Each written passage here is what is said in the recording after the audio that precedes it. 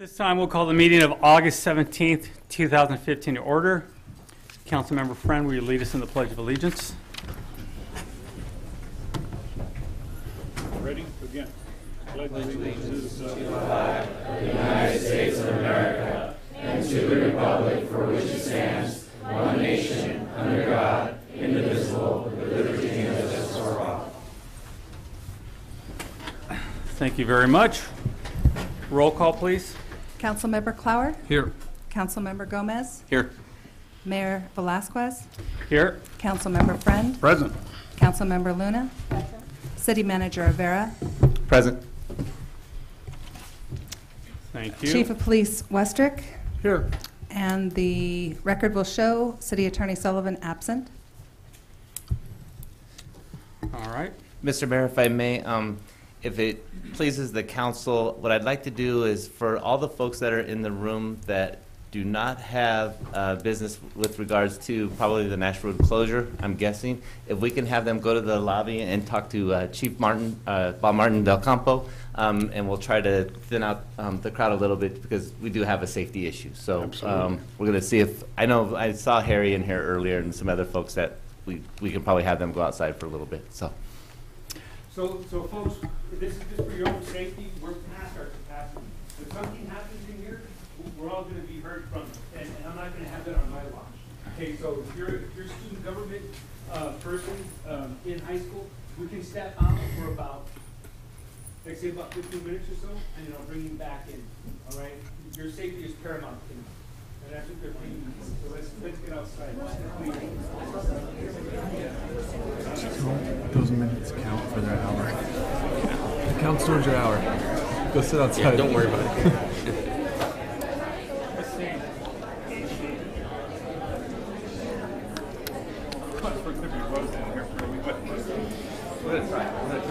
I was going to start a diet soon. This would be a good water weight.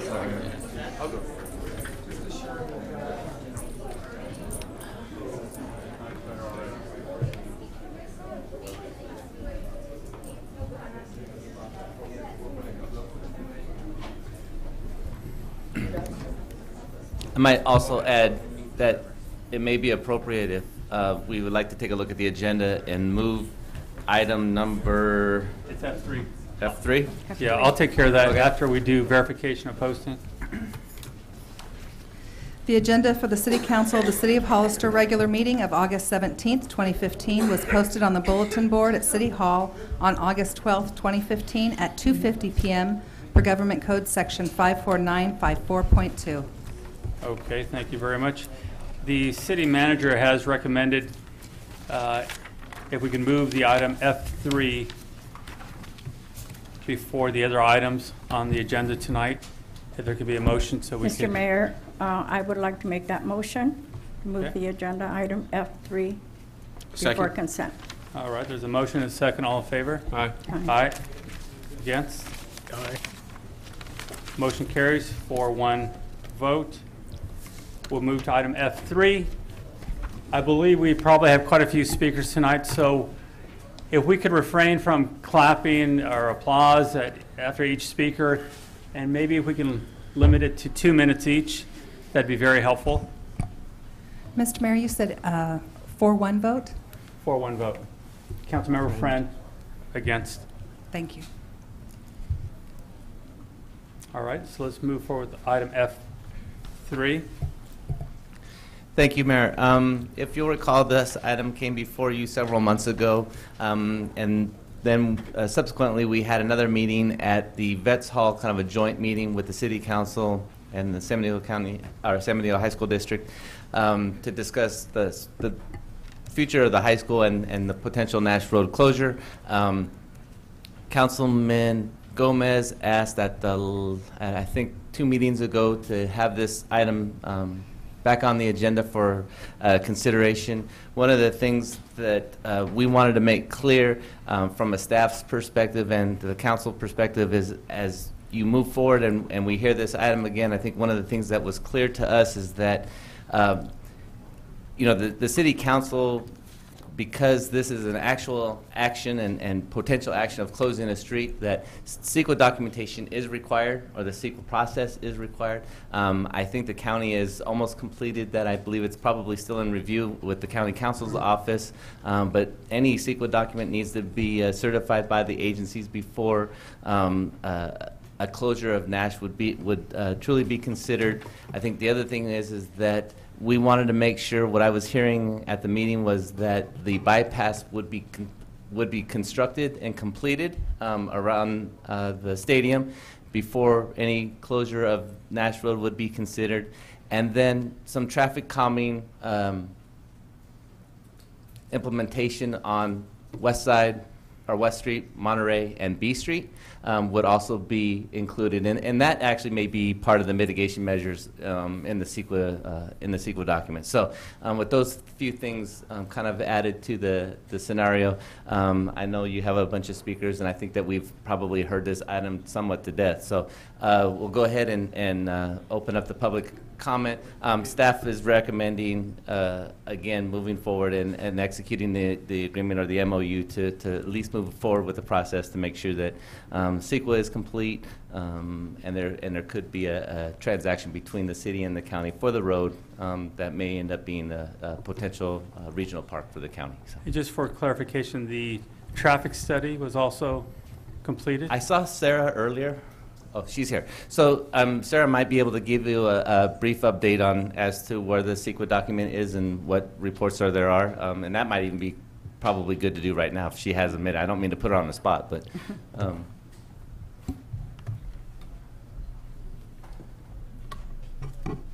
Good morning, everyone. Sarah Fontanos, Management Analyst for the County of San Benito. Has it been a long day for you? It has. It's good evening. Oh,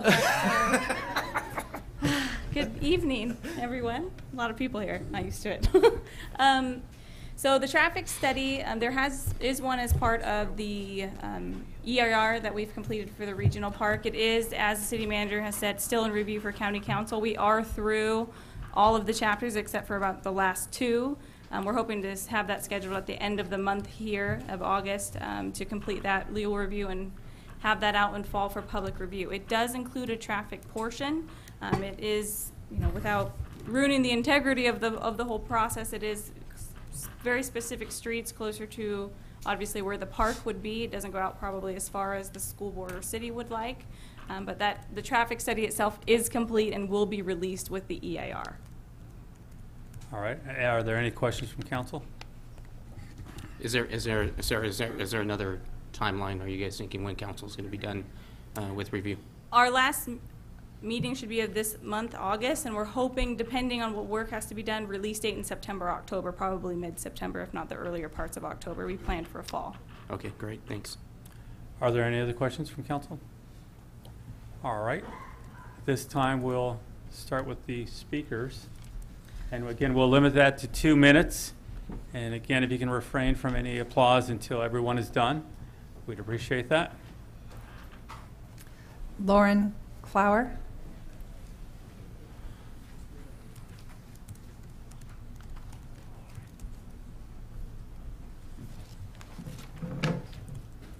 All right, so hello everyone, my name is Lauren Clower. I'm a junior at San Benito High School and I'm also vice president on ASB this year.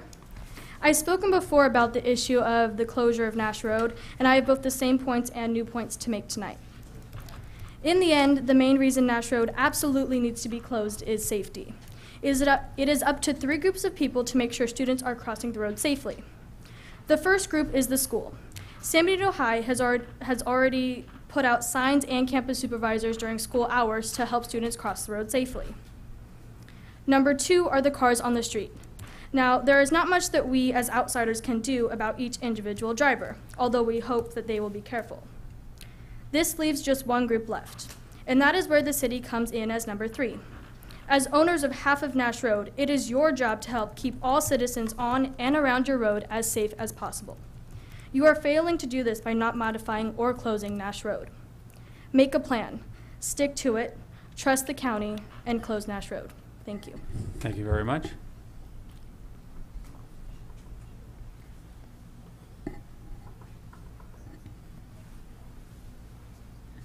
Rob Campbell.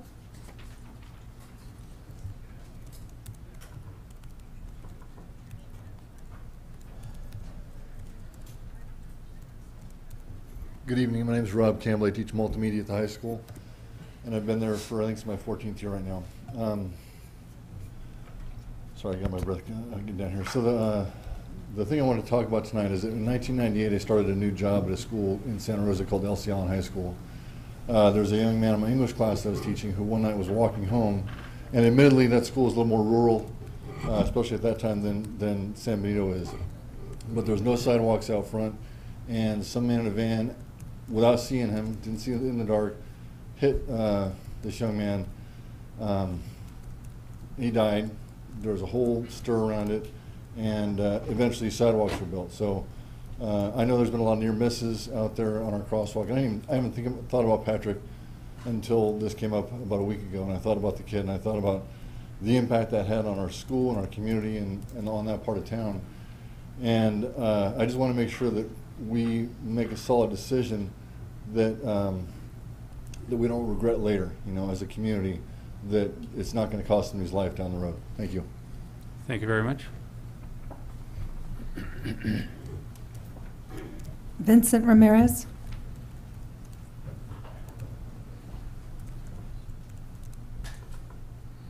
Hello, Board. I'm a teacher at San Benito High School, and I just want to provide you with a perspective from a person who lives outside of the community. I'm very excited to be here talking to you tonight about why I think Nash Road should be closed. I come from a city of actually up north too, Napa. I was raised in Napa, and then when I came to Gary to work, I heard about the San Benito High School, and I got a job here, and I'm very excited to start my first year here. But when I heard that there was a street that ran through a high school, I couldn't believe it. It didn't make any sense to me, and so it makes a lot of sense to me to close this road, especially when it comes to an ethical governance. I think there's a moral attachment. There's got to be a moral attachment to your governance, and I think that, as it was already mentioned, when you're dealing with the lives of children, it's very difficult to assume that nothing's going to happen. And I think it's safe to assume that your ethical governance will address this, and hopefully we can close this road. Otherwise, we will have an issue in the future, and I think that's going to be very regretful for the entire community and perhaps for you as well electorally. So please consider this tonight. Thank you. Vincent. Thank you. Tom Ruth. Rob.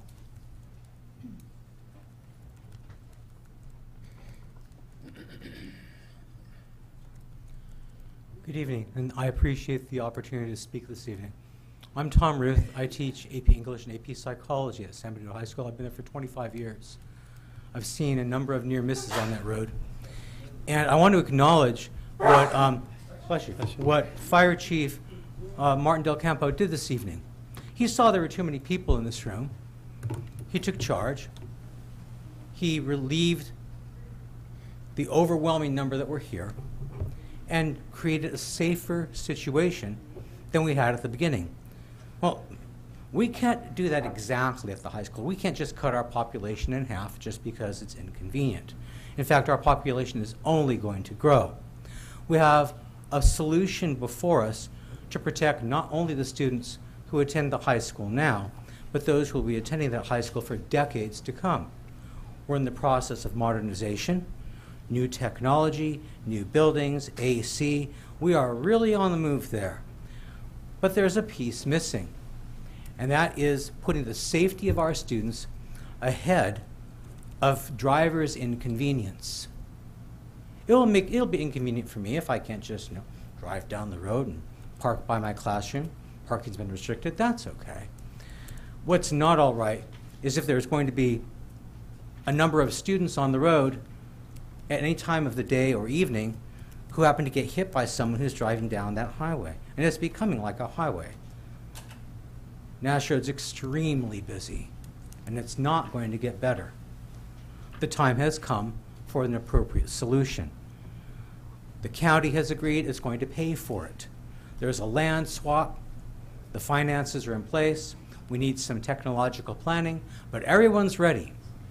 All we need now is for you to give us the green light, and I ask for that tonight. Thank you. Thank you very much. Chris Gross.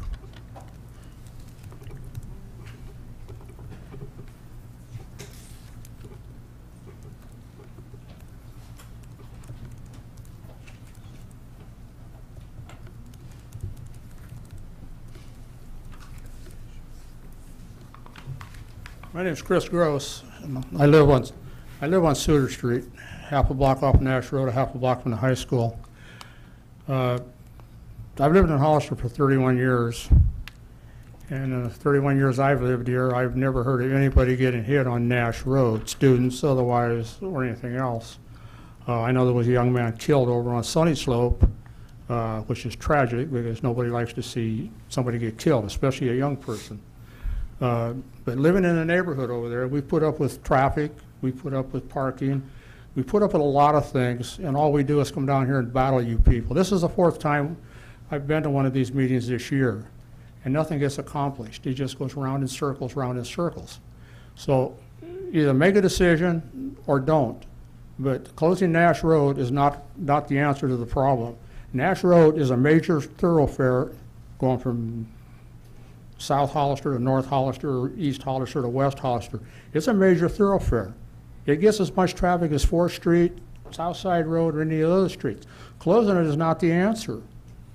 And this young man right here spoke about, young lady, I'm sorry, spoke about the way people drive on Nash Road. That's a traffic enforcement division. Why does the police department do anything about it? All you hear is about speeders in the speeders in the school district. Over on Sunny Slope, they have a traffic enforcement over there. All they do is catch a bunch of young mothers taking their kids to school. But you never see the police department in the neighborhood over there unless there's a problem. And so that's bad drivers is a law enforcement function. It's not our function. And we live there. We're going to have to put up with fire engines going by, sirens going by, ambulances going by. It's all day long, and it's all night long. And I ask you like to have going by your house at 2 o'clock in the morning? I don't think so. But closing Nash Road is not the problem. Thank you. Thank you very much. Maria Martinez.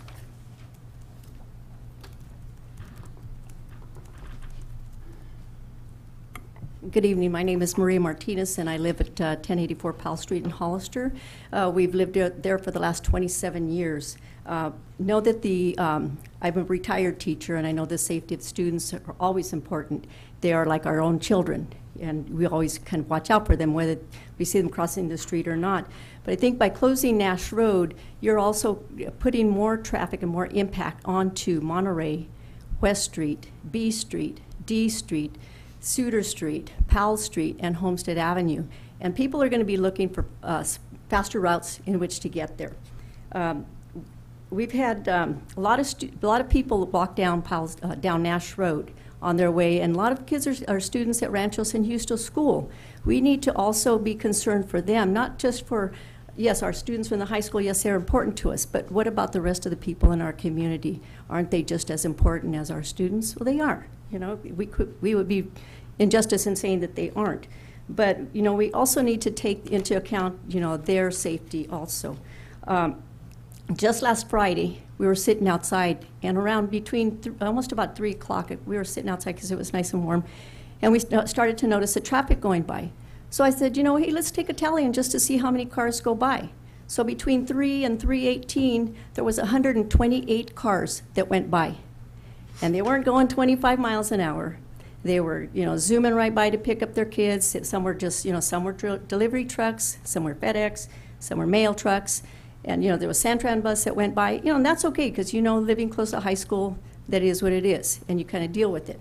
But you're talking about the safety of the student while they're in school. That's important. But what about the safety of them on their way home and their way to school? So, you know, I think we need to also consider that, because there were cars, the poor kids, I felt so bad for them. They were crossing in, you know, in between cars and things like that. So I think that their safety and the safety of other people that live in that community should also be considered. Thank you. Brianna Martin.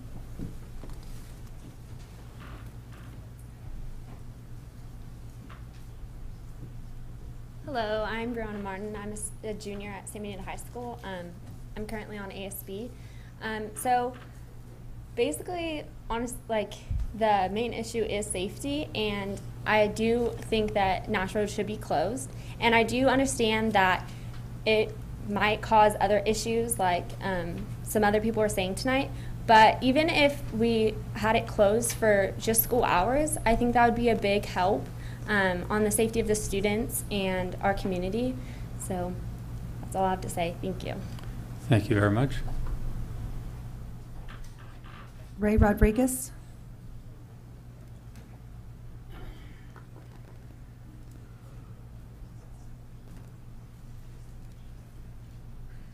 Good evening, City Council. Ray Rodriguez, I'm a trustee at the high school. More importantly, I'm a father of 7 kids who went through that school and survived the Nash Road stuff, and the grandfather of 11 kids who are yet to come, so I have a vested interest in this. You know, whether it's a park, whether it's a school, all of them, the safety of all is good for the entire community and thus for your constituents. Yeah, having a park for your constituents to enjoy will benefit your constituents. I'm surprised tonight I haven't heard build another school, your school's too big. You're absolutely right. But how many houses are going in? And those families, they don't come without kids that eventually make it to the high school. But there's no funds. The state funds us to educate the kids, day-to-day education. They do not fund us to build buildings. And if you remember, we squeaked by a $42 million bond, and new schools are being built that cost a new high school of the size that we need in this community. It's going to cost about $125, $150 million. I don't think this community right now will support that type of bond. So this school is only going to get bigger. The Nash Road problem's only going to get worse. The other thing I'd like to talk about is everyone said, well, why did you build over there? Why did you build that way? It's your fault it's built that way. Well, those were decisions that were made by a city council, a board of trustees, a board of supervisors decades ago. And do we make a wrong right by ignoring it? It's time to make this wrong as right as we possibly can. And for all of us to start working together. That's the other benefit that we can get out of this, is learning how these government entities, be it a school board, a city council, a board of trustees, can learn how to work together. And as you said, maybe there's a lack of trust, but a sage old politician once said, trust but verify. Thank you very much. Ed Schmidt.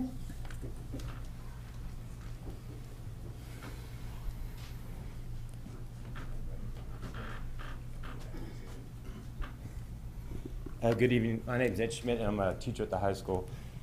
And I just want to say a couple things. I have a lot of compassion for people in the neighborhood, and I believe that through a solution that we all take part in, that we can alleviate traffic, not only by having enforcement, by redirecting traffic and having a plan. And I think that's one thing we need to keep in mind, and hopefully that'll alleviate the problem that some people in the neighborhood feel.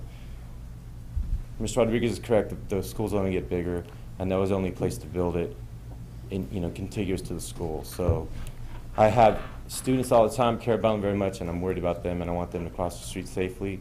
I'm hoping that we can close the thing during the day. I don't know if it needs to be closed the whole time. I think that would alleviate a lot of stress. And I believe with that closed off, people will accommodate their traffic pattern and change, and it would hopefully alleviate what's going on. Thanks for bringing this up. I believe it was Councilman Gomez. Thank you very much for bringing this forward. And I would love to see you guys step forward and show a leap of faith to work with the county. And I know that was an issue before, and that's all I have to say. And thank you very much. Thank you very much. Jeremy Dirks. Mr. Dirks is outside supervising about 50 other students. Sean Tenenbaum. Good evening, Mayor and City Council. So I'm Sean Tenenbaum. I'm the Director of Human Resources for the high school district and going on my 8th year as the HR Director. Been very fortunate to be part of the Baylor team since the mid-90s as an athletic coach and a teacher, and had the opportunity to address the City Council the previous time we met. Since we last met, I'm kind of bringing you the perspective of our staff. We have 250 staff members, whether they be part-time or full-time, another 100 athletic coaches, and then another 100 subs that walk across back and forth on that crosswalk, as well as our students. Since the last time we had the opportunity to address this topic, we did have an incident on the crosswalk, and unfortunately we had a staff member that was struck by a vehicle. Fortunately, this staff member was able to make it through her day. We did get her off and seek medical care. But it was a very close call. It was an incident that could have been prevented with the closure of Nash Road and or having an opportunity to get our staff members in a more safe environment. I urge you to take a look at that. I know we talk about close calls all the time, or the what if, what could happen in the future. But in June, on graduation day, we did have that incident. And we're very fortunate this time that our staff member was alive and moving well. But I urge you to consider this for school district, and I urge you to consider it for our staff and students in the community at large. So thank you very much. Thank you very much. Jeremy Dirks. Good evening, Mayor and City Council members and staff. My name is Jeremy Dirks. I'm one of the assistant principals in charge of safety and discipline. And each day I see, I'm out there with my staff and our campus supervisors, and each day I see people ignoring our campus supervisors, rolling right through the stops, and just basically disregarding the traffic laws around that area. It's very dangerous. As you know, I'm sure everyone's that spoke. I was out there watching our guys, making sure everything was good. We have a large contingency outside, probably 30 or 40 kids out there. And I'm sure everyone has said it, but it's not if, it's when. And I just really want to make sure we're as safe as possible, and we're not playing catch up when something bad does go. I would rather be proactive than wait for something to happen. So I just thank you very much for entertaining this idea today, and thank you very much. I know you'll act in the right way. Thank you. Thank you. John Perales. Good evening, ladies and gentlemen, Mr. Mayor, City Councilman. I really appreciate the opportunity to speak tonight. I know I only have 2 minutes, but I think I want to make sure that we keep in mind that there are several steps that we will take as we move forward with the possible closing of Nash Road. And that would be working with an MOU, working with our county, making sure that our county is following through with the bypass road, making sure that we are following through with our plan to deed you a portion of land for the River Park project, and then finally the city coming through with the closure of Nash Road. And that's something that I think needs to be kept on the forefront, because everybody is benefiting from this move, and we're beginning to work as one and as a community as we hope to do so in the future on several more projects. I think, as a superintendent of the district, I'm very open to working with the council. I'm very open to working with our county, and I want to see this project happen. Not only are we looking to make that area the heart of our high school, but as you've heard countless times earlier, it is something that is endangering our students. And a 2007 traffic study report showed that there were 11,000 crossings daily of students and staff.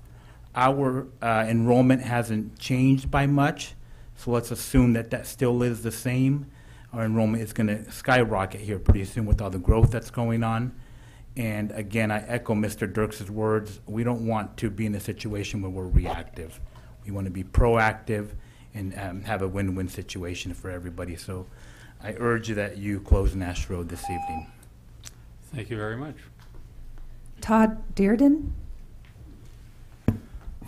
Good evening. I thank you for visiting this measure again. My name is Todd Dearden, principal of San Benito High School. And I'm grateful for the opportunity to hear about this concern. As you might know, since we last met, we've taken several steps to make our campus safer, and that we put a fence along one whole side of our campus so that that side of the campus can be completely locked down now. We're trying to make safety a very important component of our campus. The campus supervisor that was struck the last day of school last year by a car, had she not been there with a stop sign trying to get the individual to slow down, it's very likely that many other students would have been hit as well, as that truck was weaving back and forth, and it was a dangerous situation. We're lucky that it wasn't worse than it was. We now employ upwards to 7 to 10 campus supervisors on Nash Road alone, trying to control students along the sidewalk, crossing them, and making sure that they're safe. We feel that we're doing everything that we can to make this a safe situation for our students, and we look forward to working with you to solve this solve this problem, and be a partner in future endeavors between the city, the school, and the county. I thank you for your efforts. Thank you very much. Paulette Cobb. Good evening, Mr. Mayor and Councilman. I appreciate the opportunity to talk to you. I'm the Director of Special Education at San Benito High School District, and I have the responsibility of approximately 330 students who are disabled in some way or another. So what I wanted to share with you tonight is the perspective that I have and my concerns that have been with me for a while, and I look forward to having some of them alleviated. So I want you to understand that my responsibility is to be proactive to make sure that our students with disabilities are well taken care of and safe. Those students include students with visual impairments. We have students who are blind. We have students who are deaf. We have a number of students in wheelchairs, some electric, so they travel alone, some who have one-to-one instructional assistants that travel with them. And my biggest concerns normally are looking at our students with autism who are learning how to travel in our community, who may be impulsive, who sometimes run. Those students are all traveling throughout the day. Those students all, I have different concerns for. The wheelchairs, I worry about visibility, obviously. They travel with the groups of students frequently, and as you know, wheelchairs are a little bit lower, so that's something that we always have to address. Students with visual impairments, you know, there's an obvious issue where we need to make sure that when they're crossing the streets, they may not see the cars, so the cars need to be very careful that they're there. Of course, we always have our yard supervisors. And then, of course, our students with autism, some who are severely handicapped, we do have all programs for the county at our high school district, and so students from mild to severe disabilities are there, and so that is a concern for me. There are times where a student may bolt. We do have that situation for us, and so knowing that Nash Road's there is always something that I'm concerned about. And our final population that I'm concerned about are our students with emotional disabilities. So those students are sometimes located on the other side of Nash Road, and when an incident comes, I have to travel from where I'm across that street. And last year when we had an incident, I needed to get across that street quickly, and the supervisors were able to get me across the street, but you know, I had to give them a warning on the radio. I'm on my way, make sure you stop traffic, we need to get across that street. So my point is that there's a lot of different considerations that come into mind for me and my specialty, making sure that our students are safe, and I appreciate you revisiting this, and I just wanted to give you a little bit of insight on how this impacts our program and our students with disabilities. Thank you for your time tonight. Thank you very much. Catherine Foster.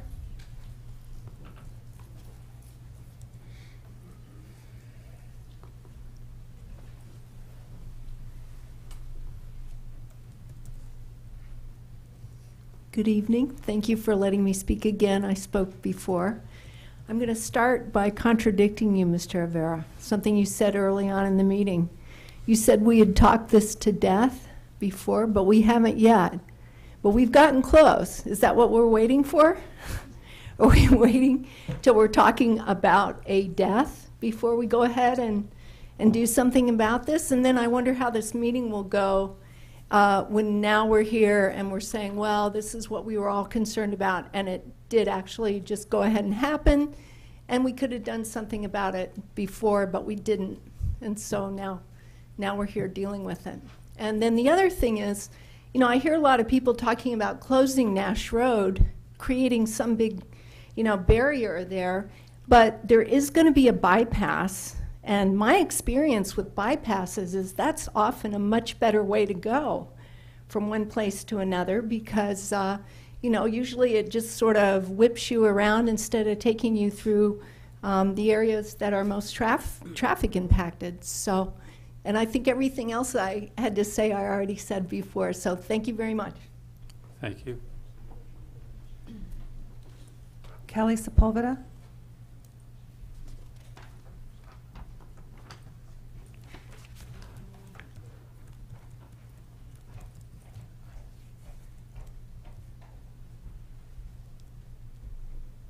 Hi, my name's Kelly Sepulveda. I live on the corner of D and Powell.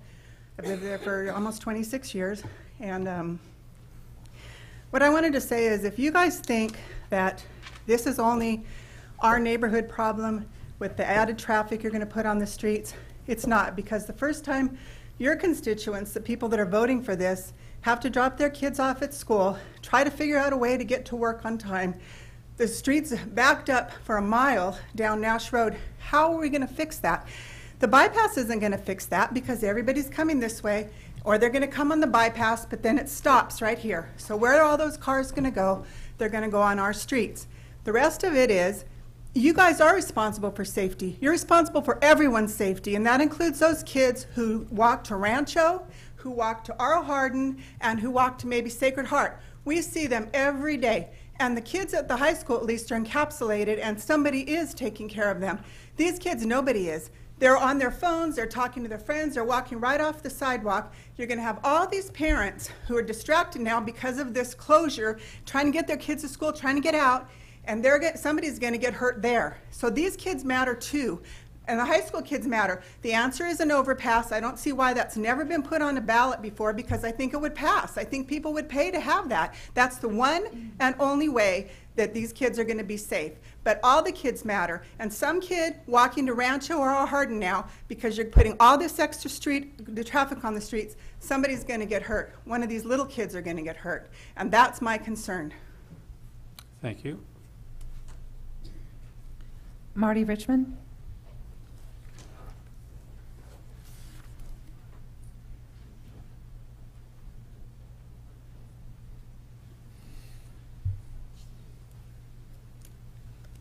Good evening, Marty Richardson from Hollister. Of course, there is a potential for a bad accident there. I've talked several times to you about the potential, what happened in Santa Monica when somebody hit the gas when they meant to hit the brake and went into a crowd of people.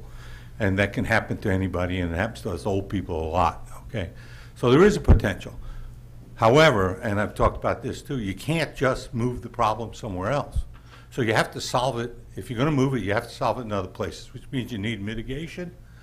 You need to be assured that the road was going to be built, the bypass, and you need to analyze the traffic to make sure that you get it off the worst streets. First of all, some of the keys to being safe in that area is not just going to be closing Nash Road. Apparently, that solves everything. No, the worst drivers in this community by statistics are sitting in your audience. They're young people without experience. And many of them are going to have deadly encounters, maybe not on Nash Road, but other places, because they ride up and down the street. So whether or not the school is willing to enforce the rules we're going to put in place, whether the mitigations are going to go in writing, whether the county will agree in writing. I was happy to hear the superintendent talk about an MOU. They agree in writing to put it in. We don't have to trust anything. He said trust but verify. Glad to see he's stealing some Ronald Reagan's stuff.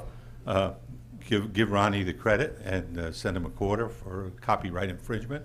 But you've got to look at it as a whole program.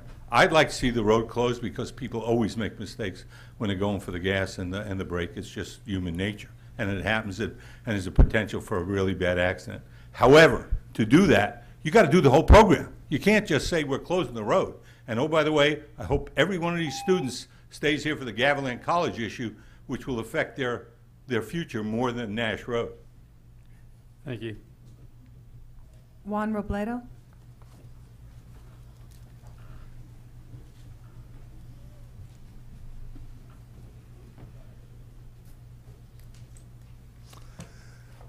Good evening, hey, everybody.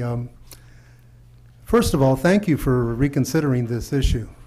That took a lot of, I don't know what you could call it, guts or whatever, but I really want to thank you for that because it gave us the opportunity to come and tell you what we needed to tell you. Student safety, I think we're pretty sure that's been brought up quite a bit. The sides that have talked about traffic, that traffic has been there since I was there, and I've been in this community for 40 years. When I first got here, we didn't worry much about Nash Road because we only had a little over or close to 1,000 students, and I think Hollister had, a lot less people. So we didn't have as many people traveling those roads. Even San Benito street didn't go all the way through. It ended right on Nash Road. That didn't come through till later on. And with building the San Benito Street through it, of course, it increased traffic there. The bypass is almost a natural solution to what is happening here.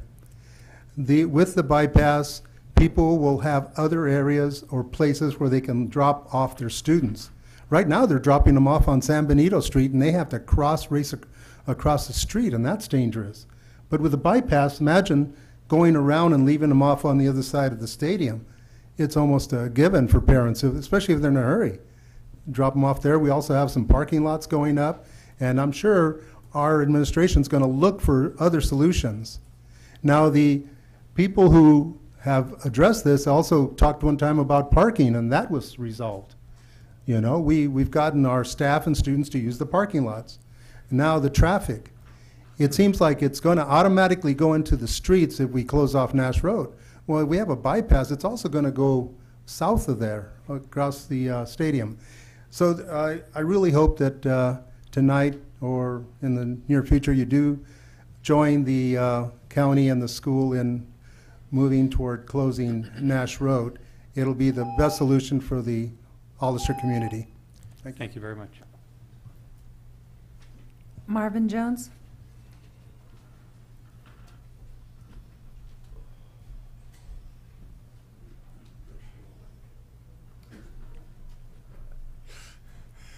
Thank you, Mr. Mayor, council members. How long's Nash Road been there? How long has the high school been there? A long time. How many fatalities we had? Not many. You're going to end up closing this. They're going to keep bringing it back until you close this. But if you do close this, have the bypass ready first. Do the bypass and then close Nash Road. Do the proper pecking order. Mr. Richmond invoked Ronald Reagan. Ronald Reagan granted amnesty to the illegal aliens under the condition that the border be secured. Fat chance. You're going to do the same thing if you close Nash Road. You're going to do the same thing with a bypass. You won't do it. So do the bypass or don't close Nash Road. Thank you. Thank you. No more speakers, Mr. Mayor. Oh, sorry. Keith Snow?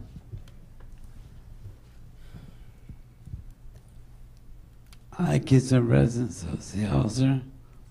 The point is, right, that at the broader sense of it's tragic. They lost someone, a life. So especially the council have kids, that you have kids, right? So you should know to protect our kids. Kids are our future.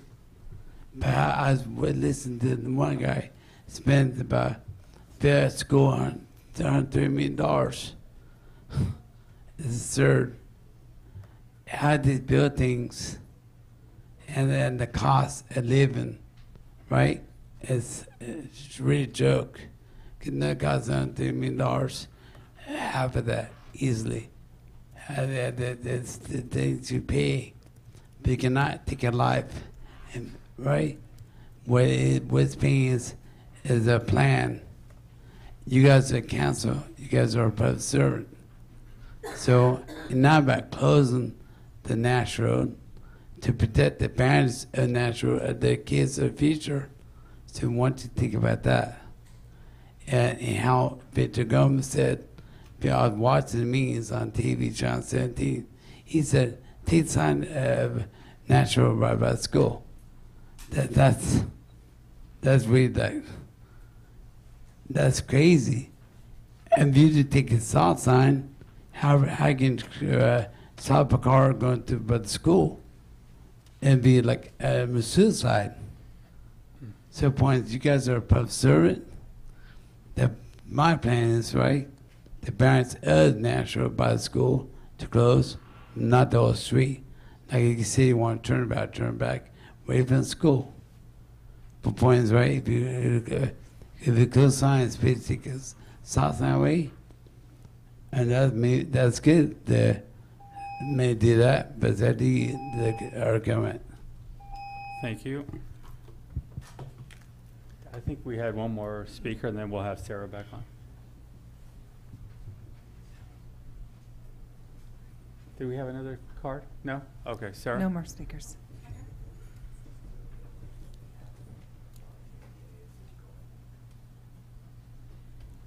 Thank you. Good evening. Sarah Fontanos, Management Analyst, San Benito County. I just wanted to reiterate regarding the bypass. Absolutely agree we need the bypass. County cannot build the bypass without the land. The school will not give us the land unless they have the assurance and promise of student safety. I also want to reiterate that the county has dedicated $2.2 million to this regional park idea. $500,000 of those dollars has already been spent for other potential land acquisitions and EIR work. This is a phased process, and quite honestly, building the bypass for our Public Works office would take approximately 2 years for engineering and background studies. Do we expect you to close the road permanently today? No, I'm sure the school would really appreciate that because tomorrow something could happen. The school year's already begun.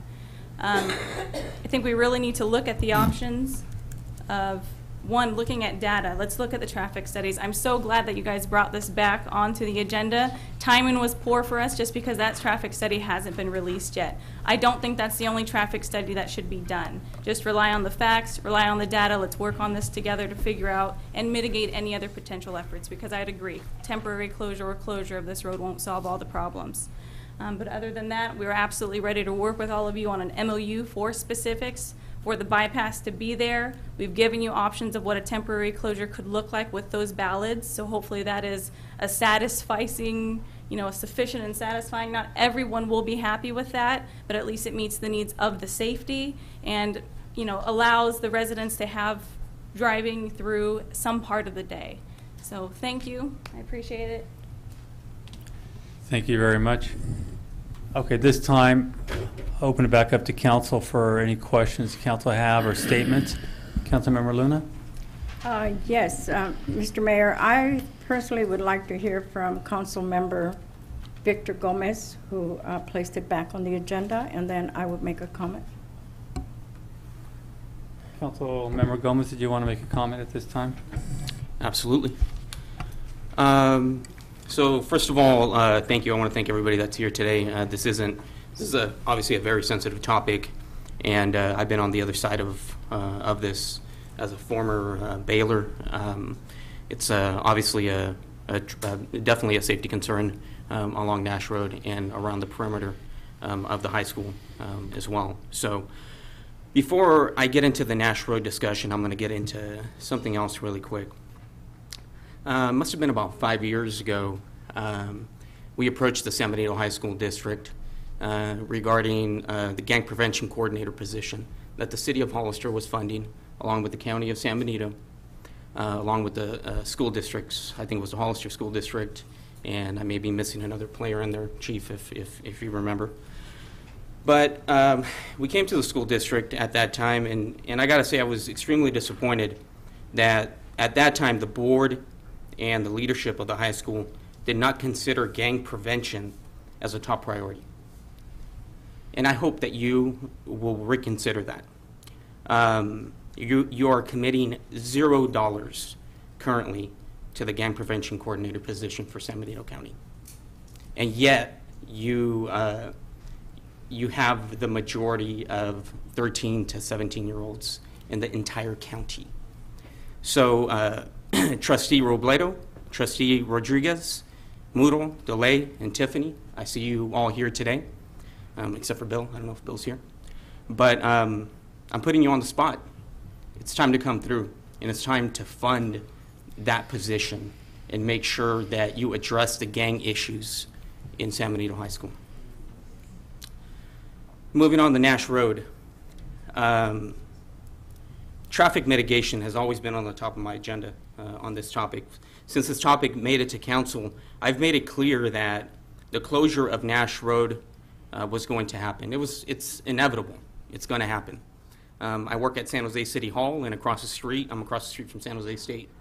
And you actually had, I think, 7 roads that have been closed because of San Jose State. This isn't new. This isn't a new concept. So, and this has happened in high schools throughout the state of California, throughout the nation. So I'm with Trustee Rodriguez. We need another high school. I honestly believe we need another high school. But that's a separate discussion. My concerns around this have always been traffic mitigation in the neighborhoods. Nash Road is a vital corridor for traffic from west to east Hollister. So, but this has been done before. So the question to me has always been, what can we do to mitigate the issues that are going to arise from closing Nash Road? So I'm going to make it simple here tonight. I'm not going to delay this any longer. I appreciate everybody that spoke, but I really appreciate everybody that didn't speak, because I want to get home tonight at some point and eat dinner. I already understand how you feel about the issue, but I really appreciate your input, and those that emailed and called me as well. So here, I'm just going to put it out there. I want an MOU prepared between the City Council and the San Benito High School District to include nothing closes. Nash Road will not close until the bypass is open to the public and fully functioning. That's number one. Number two, all mitigation measures identified by the county's EIR are satisfied. Number three, physical traffic calming measures to be installed around the perimeter of the high school, including the minimum of Monterey Road, B Street, West Street. Those traffic calming devices should include, but not limited to, speed humps, chokers, and bulb out curb cut extensions. Powell Street will be affected as well. And I think that we need to include a radar speed display sign on Nash Road to calm traffic during this process, whether it's a mobile device or whether it's a fixed device on one of the light poles. Number five will be a temporary closure, as was first discussed, 7 a.m. to 7 p.m. And I would be open to discussions in the future for a permanent closure, because I think, as I said before, that's going to have to happen. I could go even further, but I'm going to keep it at those five. I would even say that the San Benito High School District should contribute to parking enforcement.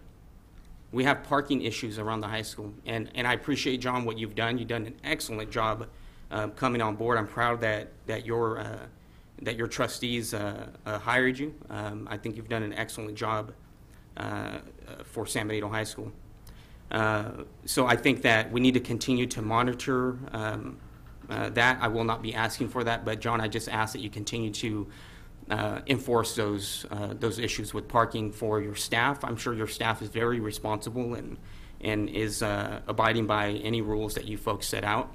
But more importantly, the students that are parking in the neighborhoods, I don't want to see that. I don't think anybody here wants to see that. So I'm not going to include that as part of it, because I know you're already working on it, and I just hope that the board prioritizes that. So I could send these over to you, Bill. I wouldn't mind maybe drafting up putting together a draft MOU that the board could take a look at. If they approve it, I think it's pretty clear I'm the swing vote up here, and I'm ready to jump on board with Mayor Velasquez and Councilmember Clower, and making sure that you get a third vote, and make sure that we move forward with this closure of Nash Road. Thank you. On the item listed, Councilmember Gomez, 1 through 3, that cover most of your concerns, or did you want to add that as additional to the Yeah, I mean, item? I think just council direction would be fine to add those with their changes? Additional items. We already have bypass complete, mitigating the EIR, traffic calming measures. The only one that wasn't included in there was Powell Street. And then I think in the original that we looked at, it had the 7 to 7 p.m. I don't think I saw it in here. But in the original, it did have that stated in there. So I want to make sure that that's in there as well. And the radar. And I think Nash. I'm sorry? You said the radar on Nash. Radar speed display? Radar speed display sign on Powell Street. So those are the only amendments I would make to the staff report that's currently on here. Okay, do you want to make And some of these, and just to be clear, Mr. Mayor, some of these actually may be included in the EIR. I'm thinking maybe. So some of these may not, some of these may come back as EIR mitigation recommendations anyway, so. Mr. Mayor, if I may, I think the safest thing to do is after you receive comments from all the council members, as part of the motion of the approval of whatever the motion is, those things should probably be included as part of the motion. That way it makes it very clear. I would say if he can do that as, yeah. If he can make the motion with those additional items, we could have the second and then have discussion afterwards, which would work. So if you want to put that in with those additional items. Yeah, I'll go ahead and make a motion to approve the staff recommendations and move forward with an MOU between the City of Hollister and the San Benito High School District to include 1, 2, and 3 that are stated in the staff report, adding Powell Street radar speed display sign to number 3, and adding the temporary daytime closure of 7 a.m. to 7 p.m. That's my motion. Okay. There's a motion. Is there a second? Second. Okay, now we'll have discussion. Councilmember Luna. Yes, thank you, Mr. Mayor. You know, when I ran for office, I ran to represent constituents of District 2. District 2 is within the boundaries of San Benito High School. I've talked to many residents, and I know some of you are here tonight. I just want to see the hands. How many of you live by Nash Road? Thank you. So I have received a lot of calls and major concerns. And I heard your message tonight, and I heard it when we were at Veterans Memorial Building. And they're major concerns. You know, I live close by. I have been in the traffic, you know, when the students are crossing. I do have the patience to sit there. You know, sometimes I even wave at them because some of them know me. But, you know, I have a major concern about public safety vehicles going into the areas should the road be closed, because all that traffic is going to go back into Paul Street, West Street, which is very narrow, B Street, which is very narrow. Today on my way to City Hall around 1 o'clock, I saw the ambulance and the fire truck on Powell Street. And so the traffic was stopped. So I stopped until it was safe to go, then I went around them. But then it made me think, how long would it take that ambulance to get to Hazel Hawkins Hospital? Should it have to go through B Street, up Monterey, through Richardson Drive, up San Benito, and then down Nash Road and up Airline to the hospital? You know, that's a concern for the residents, and that's my concern. And tonight, in listening to your comments, I heard a comment by someone that said, safety before driver convenience. That concerns me, because driver convenience is not what we're talking about. We're talking about safety for the residents, for the young people that go to Arlo Hardin School, to Rancho. I see them walking all the time in little groups sometimes. Sometimes parents, sometimes grandparents are walking those children to school. So there is a major concern about what goes on in the area. And I can tell you that even though it is an older area of Hollister, where some residents that spoke tonight here have been there 26 years, 28 years, they're not about to give up their home because the traffic is going to impact their streets. No, they're not. And my concern would be, sure, we care about the students, sure, we care about safety, but think for 1 minute of a grandmother or a grandfather that lives on those streets, and should emergency vehicles have to get there and get out. And when you talk about bypass, yeah, the bypass would go around, but it's going to end up back in San Benito Street, where there's a new housing development is coming in and more traffic. Think about that. You know, it's not that I'm here against student safety, because I am not. And eventually something's going to happen to make it better on Nash Road. But the traffic is coming on both sides.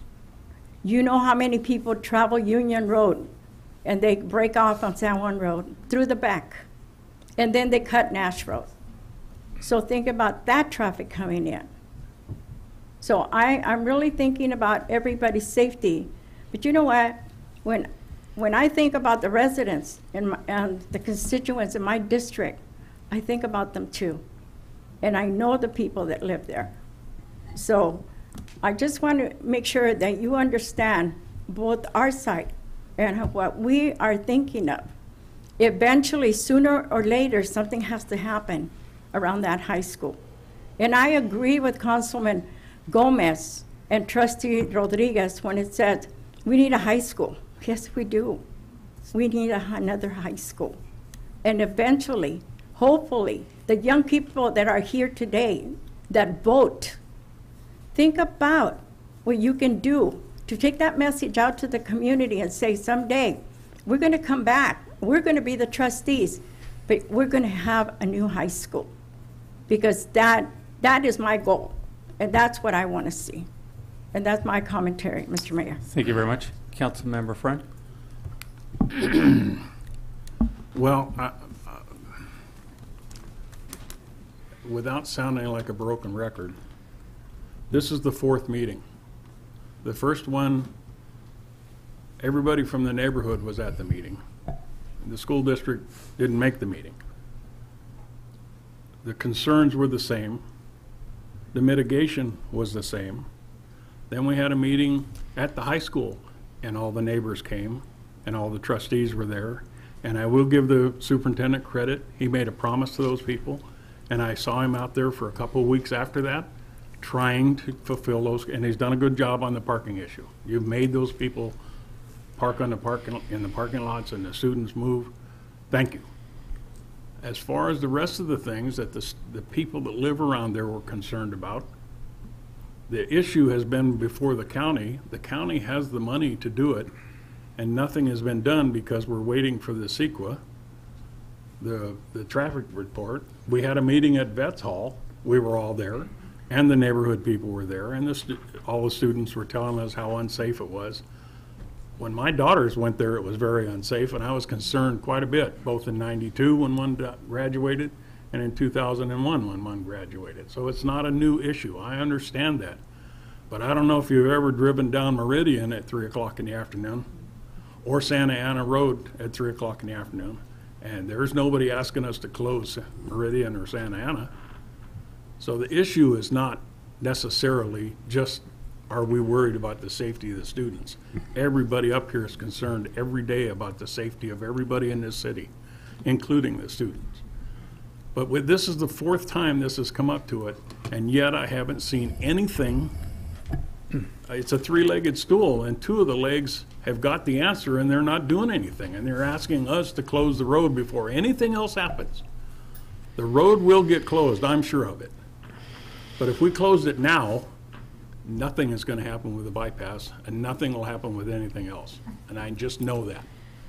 So build the bypass, give the people an alternative, do the mitigations that's going to come out in the traffic report so that the neighbors are just a little bit, meet them halfway, make halfway of their neighborhood safe, because you're going to dump a lot of traffic on their neighborhood. Then come back and ask us to close Nash Road. There's no way I'm going to vote for closing Nash Road as long as those mitigations haven't been done.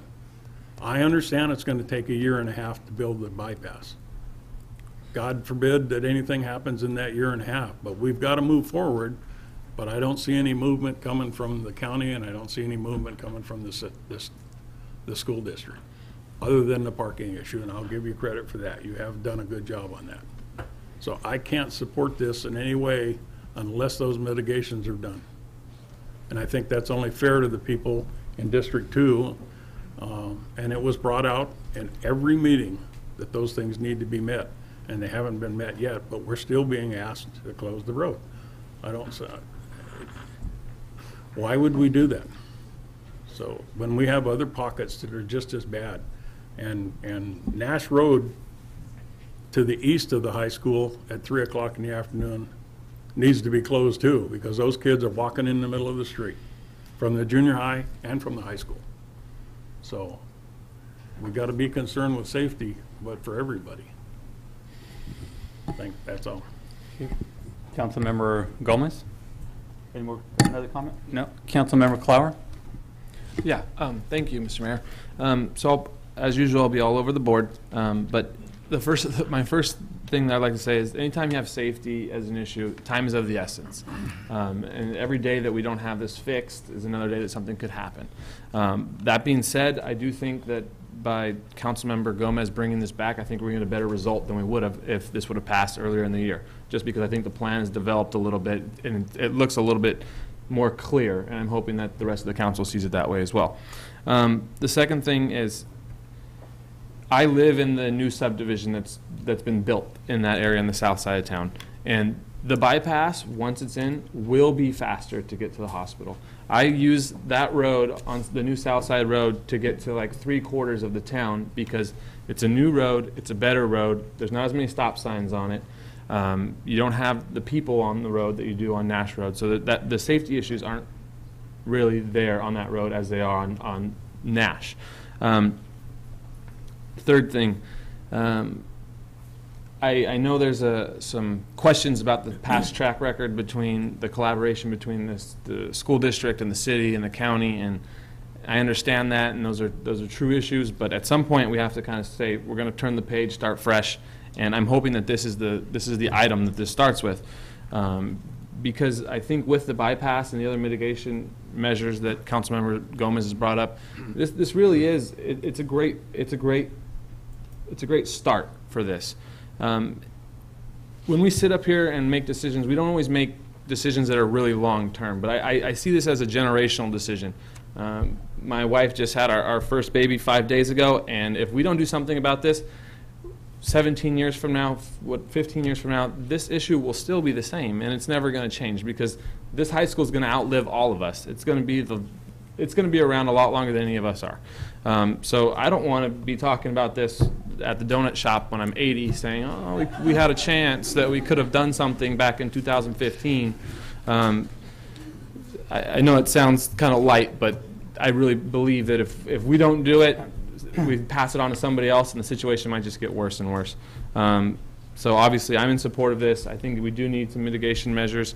I wish that the report would have been out because there was a guess that it would have been back in June, and a lot has happened since June.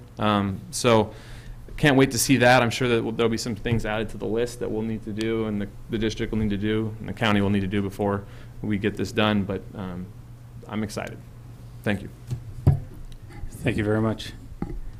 I was in the early conversations when the bypass was being discussed, and clarification, the design included a way for emergency vehicles to come across Nash, and I believe that will be part of the design. So if they need to come across Nash in an emergency, they will be able to do it. You know, these things take a long time to get through. I was actually hoping to hear that it was ready to go already, and I'm a little disappointed to know that that's still a year away. I agree the bypass has to happen first. Otherwise, we will create more problems in the neighborhood. I think it's important for the residents in the neighborhood to know that we're working on a safe street plan throughout the city. You know, we all have to learn to slow down. We're seeing the same problem throughout the city, but we need everyone's help to slow that traffic down. Remind everybody, you're in Hollister, slow down, enjoy your community. There's no reason to be racing around our town. Nash Road, I've always looked at it as, how in the world is this not closed? It's going to happen. The disaster is going to happen. And we have to be aware of that before it happens. I'm very strong on being proactive. Waiting for it to happen is not the right answer. It will inconvenience some people. I understand that. But I think as we get used to the changes and we start implementing some of the safe street plans, we're going to see a different community that we need to be proud of and we need to all be part of. I appreciate what the school district has done and the county. To even have a conversation 2-3 years ago wasn't even possible. Now we're talking about doing all kinds of projects together in partnerships. And if we continue down that path, we're going to have that community we've all looked for. And it's all happening. And I think in the next 5 years, we're going to see a major change in our community. I'm really proud to see that we brought this back for another conversation. And I'm glad to see some of the items that were added to this list to make sure it's going to happen, rather than just saying, we'll worry about it later. So I want to thank everybody for coming out tonight. We have a motion and we have a second. All in favor? Aye. Aye. Against? No. Motion carries with 3-2 vote. Thank you very much, everyone. And we'll take a 5-minute break.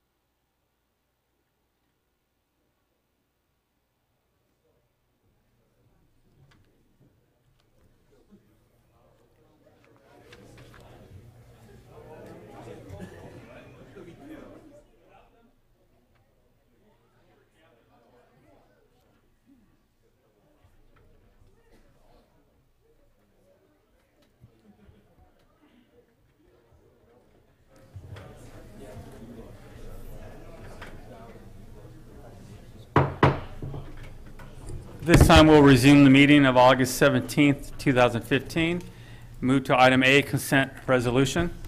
Mr. Mayor, if I may, staff would like to pull item A9 just for a 30-second discussion. Also,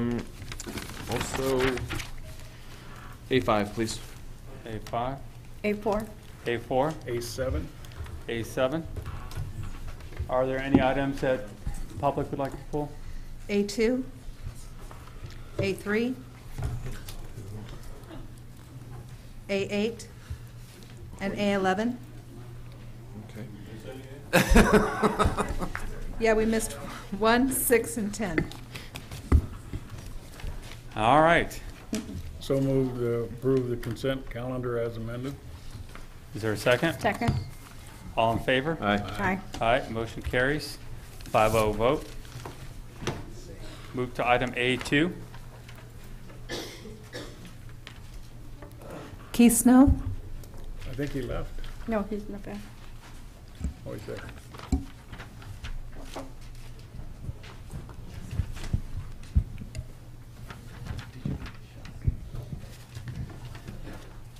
On the AT, I was wondering, like, at the 40 pages of the expenditures on there, but can you explain to me what the $2,300 for? What you got spent for? I mean, and the 40 pages of it, but you spent to that. For the what? On the warrant register, it's $2,300. $2.5 million? No, $200,300. $2,300, like, what's it for? Which item in particular? On the warrant registers right there. 200,000. No, $2,300. He said $2,300. 2,000. Well, we need more. There's a lot of numbers here. There's a lot of $2,000, $3,000, $5,000. Do you have an idea what? No, it says on the agenda right there. 2003. $2,300. August 4th. August 4th. No, August 4th.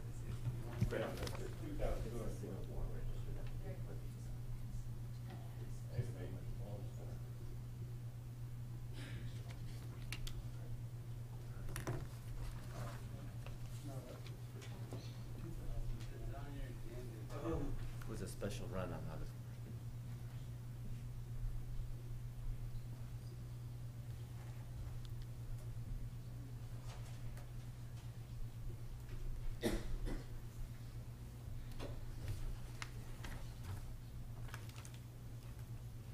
Or August 4th.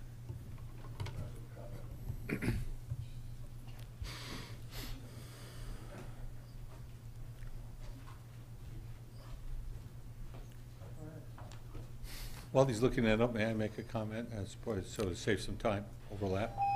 On this item? Yeah, on this item. Oh. And all warrant officer reg, all the warrant registers, since we're on that subject. Well, let me He's just looking it up anyway. Sir Richmond, just so we're, let's go ahead and finish him up. He has a question. I want to make sure we answer that. Yeah. And then we'll answer any questions. I don't have any question. Just have a comment. You have a comment? Yeah. I'd like to suggest that you take the warrant officer, warrant officer, I was a warrant officer, warrant register, and get it off onto a separate part of the agenda and put it in the back so that when people have to go through the agenda, they don't have to go through 300 pages of warrant register right in the middle of the agenda. When you download it on Fish, it makes it really, really hard. If you could put it a separate electronic document as part of the agenda, just references, addendum or something, it would make it a lot easier, and you'd have a lot shorter agenda on your electronic file for people to read. Thank you. Thank you very much. It's on page 48. Page 48.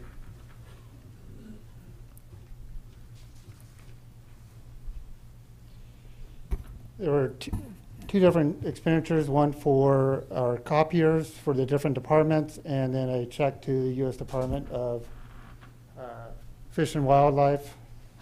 And so, any other questions with that?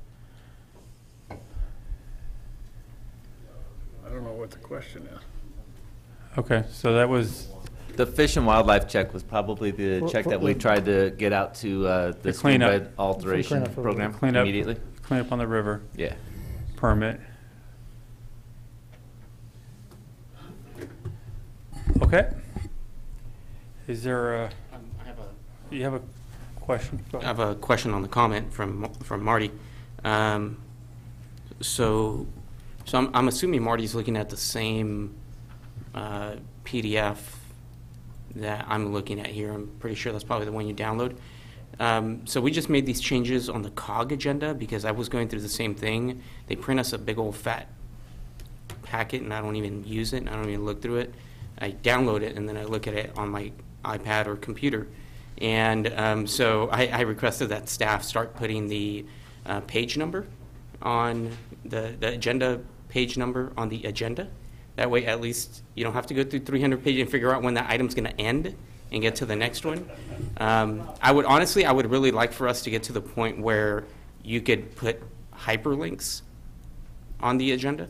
So you could just click on it and it automatically takes you to that. You know, it'd be nice to be in the 21st century and make it easier for the public to be able to review those documents. So maybe the page numbers would be a good start for now. Thanks. Thank you very much. That was the question for item A2. Is there a motion? So move.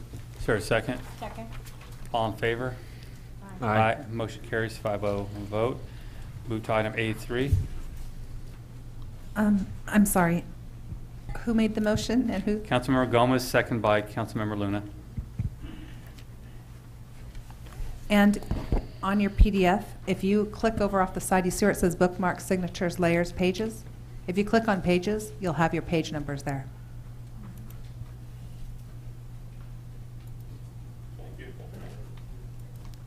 Thank you. Is that what the public downloads as well? It has the tabs? Okay, great. Awesome. Thank you. Move forward to item A3. Who had the question on A3? Keith Snow? On A3, it says a lawsuit against the city. I was wondering, on the lawsuit against the city, it has a name on it, right? But it doesn't say why it's a decline on the lawsuit. Can you explain to me, why you guys put decline and what's the reason for it? And when you said, when someone sued the city, when do a claim, do you guys decline? Do you hire who writes the decline letter? Does LG law firm present the lawsuit and this to spend a lot of hours of money on the lawsuit? Speak more about the lawsuit because a law for years I've been seeing more on the registered by printing out like all the documents, everything got seen on the not doing what they mean. I do look at everything. So the point is right, once maybe the council and you guys, especially the manager, when there's a lawsuit against the city, what's the process? I need you guys all decline against it. Well, why? And tell me why. Tell me what's the process when you guys do this. To spend money for LG law firm, because they represent the city. Spend money for the person that's suing the city. Explain a little more about that. Thank you.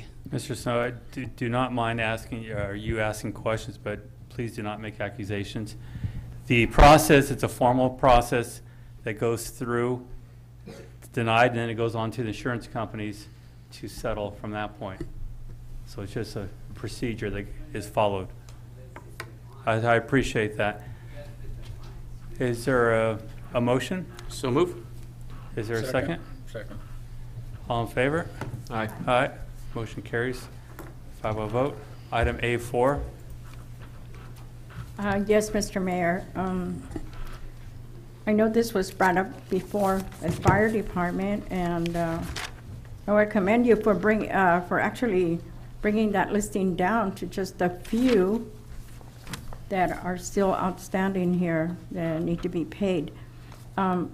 Last time, when this came up, I requested that we get quotes for other contract services. I believe there's one person's been on this, working on this for many years for the city. Correct. But I would like to see maybe possible going out and getting some quotes from other people and other contractors that may be interested in the service.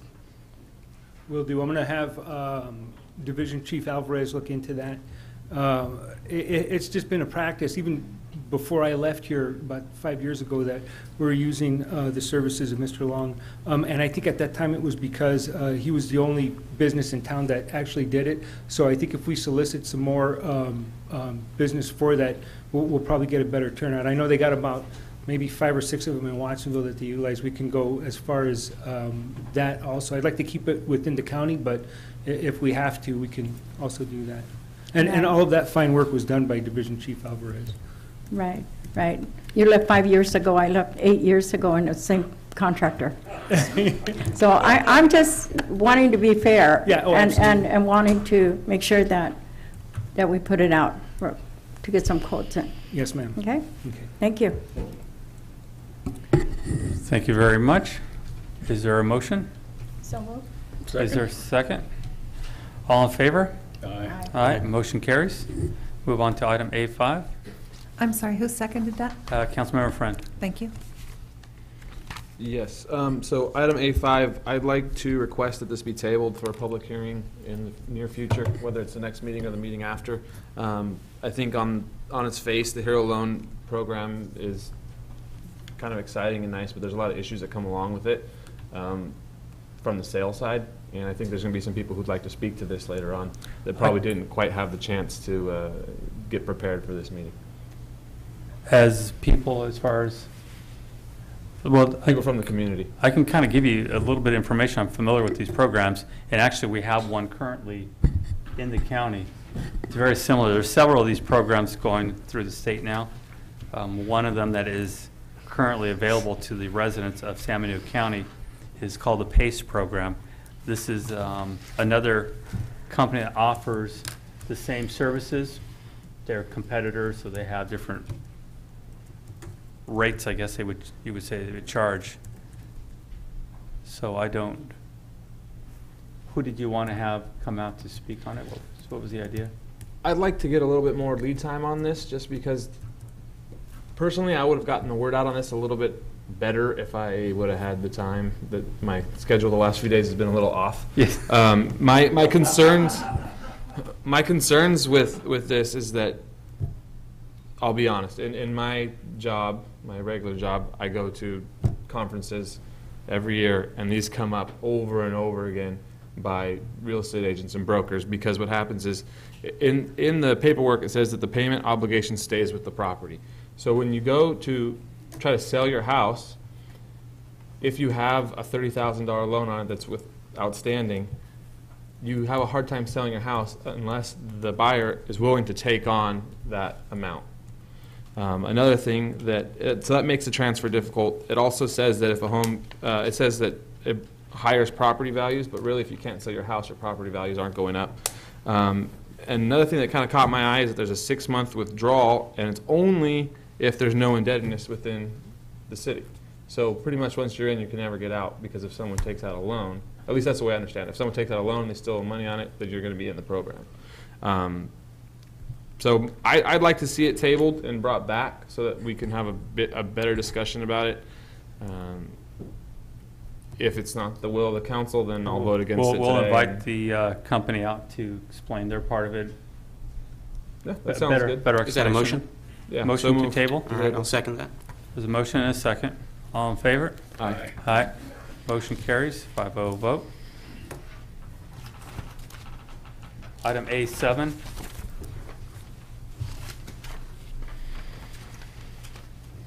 That was me, and I just wanted to make it clear that the only reason we're doing this is because of the addressing problem. I know at the Joint Fires Committee meeting, we've had a lot of duplicate addresses and different addresses that it's hard for the emergency response people to find where they are, and when they say, well, I'm on 4th Street, no, they're not on 4th Street. Well, I think this section of what, say if you go, San you Juan talk to Road. drafting, they call it San Juan Hollister Road. If you go to the street that's out there physically, it's called San Juan Road. If you look at the assessor maps, because it used to be It's before not part of the city, it was probably part of San Juan Highway, so the addresses, so it's also an economic thing. We had a business owner say, people can't find us. Yeah. Because there's confusion about, so the proposal would change, it would just change it to 4th Street, so there's no confusion. Okay, because I know it was brought up by the emergency dispatch people that they were having trouble with dispatchers that are not that familiar with the city being there. They're saying they're on 4th Street, and if the people don't realize that they're standing at the trailer park, they're really not on 4th Street, they're on San Juan Road. So, yeah. I just wanted to make sure that was why we were doing And that for that. we did circulate the proposal to 911, Postal Service, the county, and there was from the feedback we received, there was general support for this. All right, then I'll make a motion that we approve A7. Second? Motion and second, all in favor? Aye. Aye. Aye, motion carries 5-0 vote. Move forward to item A8.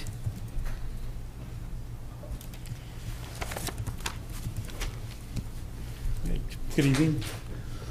I don't know who brought that. Who pulled the item A8? Keith Snow?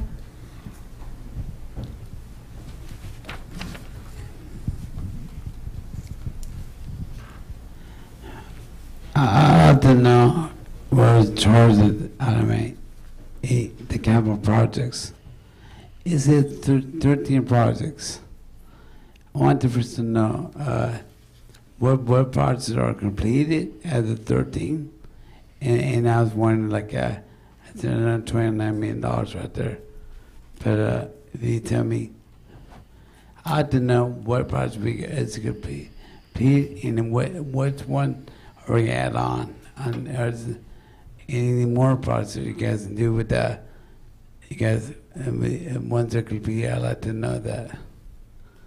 I'd like to know the council, and this is like, because I want to know which ones are done.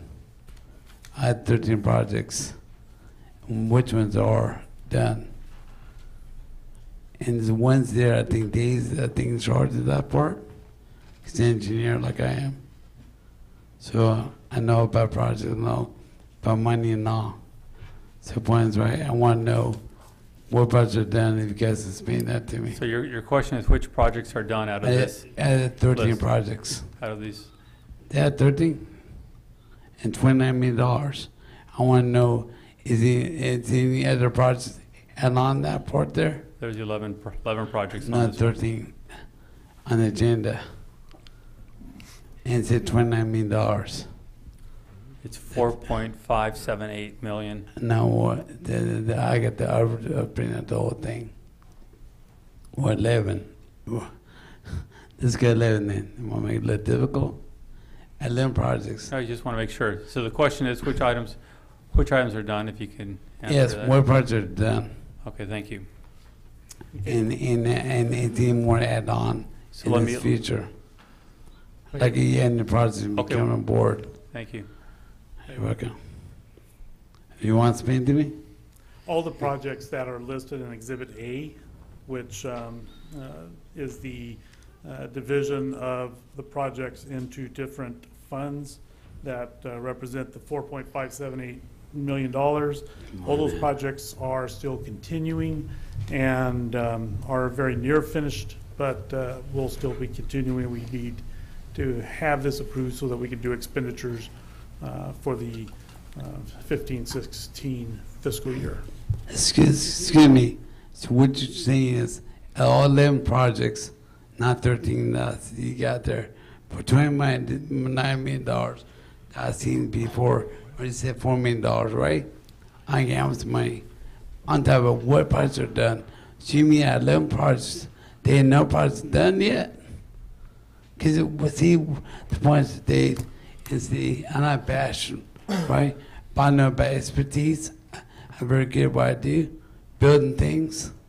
building bridges, been doing roads. Okay, but let's stay with the No, question. Your question okay, was so which projects are 11 done? projects and then none done.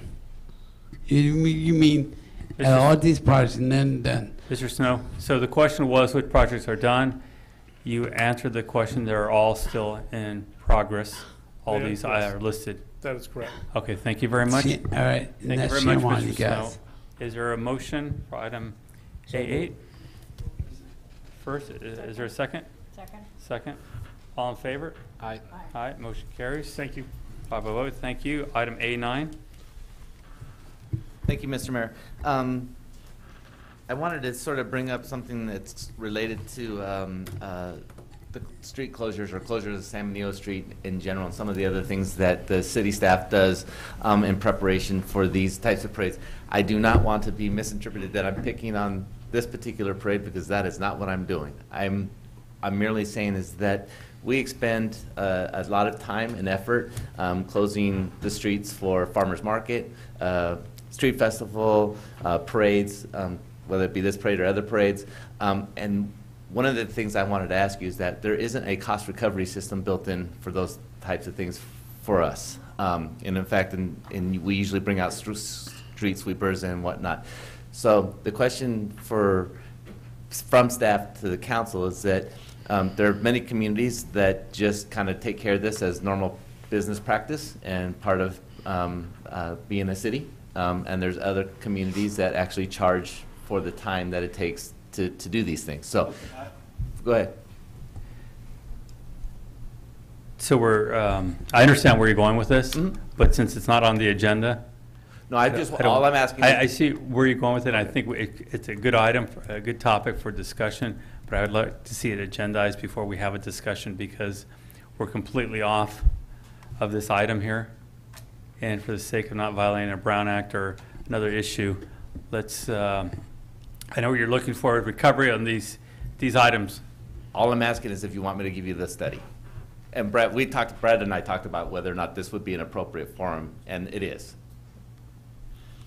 Attorney, you feel this is not an issue, having discussion about this? It's not an issue. If you want to have the discussion, you're setting it for a later discussion? Setting for a later discussion, I have no problem. Well, what I'm asking is that if you want me to bring you back with the numbers, I can do that, or I don't have to do any work. That's my question. I'd rather not do any work. I think it's appropriate Yeah. to look Okay. at it. Fair enough. Yeah, That's all I needed. No. Okay. Thank you. No problem. All right. All right, is there a motion? Motion to approve?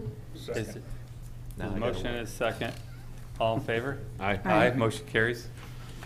Item A11.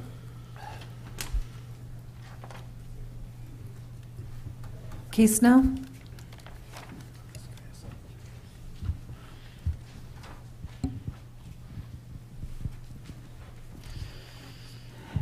On the agenda there, it says that you guys are not that a bill or you're on the phone. And it really kind of got to me there, no? And then you guys have files, right? And it said with Jerry Johnson was circular before. She did like a lot of contracts. She was the boss to see. She get out what she does. But the point is right. I said, do not shred. It didn't matter how many years you got there. He said like 5 years, 10 years, 15 years, 20 years. You guys want to shred the things. I mind things that really don't mean nothing, right? But I do mean this. To protect city and protect, like you said, lawsuits, whatever we talked about earlier on A3, is going to keep the bank going. You know, the main thing is they have there, even like contracts where you got there. In the law, LG law firm, because it says that somebody looking for a law firm. He said, no, we're not looking for no law firm. So, okay, I'm sorry, Mr. Snow, your question on this item my is? question is that to protect the city, right? To give you guys a favor, right? And view, right? Is don't shred all the documents, but shred the main documents. I mean, the main documents protect and keep preserve in the future. People has saying like he wants to shred it all up because they're old documents. I mean, I got said there I kept and I got a file things. Okay. Right. So I'm thinking as a favor there, right, and trying to give you guys an idea. Your concern is you're worried about destruction of documents. Yeah, These are scanned before this happens. So there's a record. I know, but he said he wants to shred them all up, most of them. But I said, keep the in the main the contracts before. Okay. Well, again, with these are already scanned. So thank you very much. You're welcome. Is there a motion on item A11? Motion to approve. Is there a second? Second. All in favor? Aye. Aye. Motion carries. Thank you. Item B, redevelopment agency. Good evening, Mayor Velasquez and council members. The item before you is a resolution that would direct staff to proceed with an exclusive negotiating agreement with TTI developers for the acquisition of the Leatherback property with a commitment to build for long-term lease the education center for the Gavilan Community College District. You may recall that a couple years ago you recommended approval of a long-range property management plan that was required by the Dissolution Act that dissolved redevelopment agencies for the disposition of the properties that the redevelopment agency had. One of those was the Leatherback property.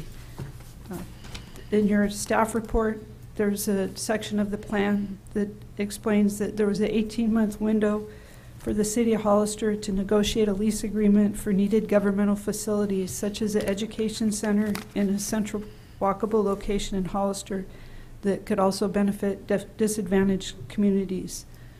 The report explains that one of the city's 9 economic development priorities is to help facilitate expanded community college services in our county.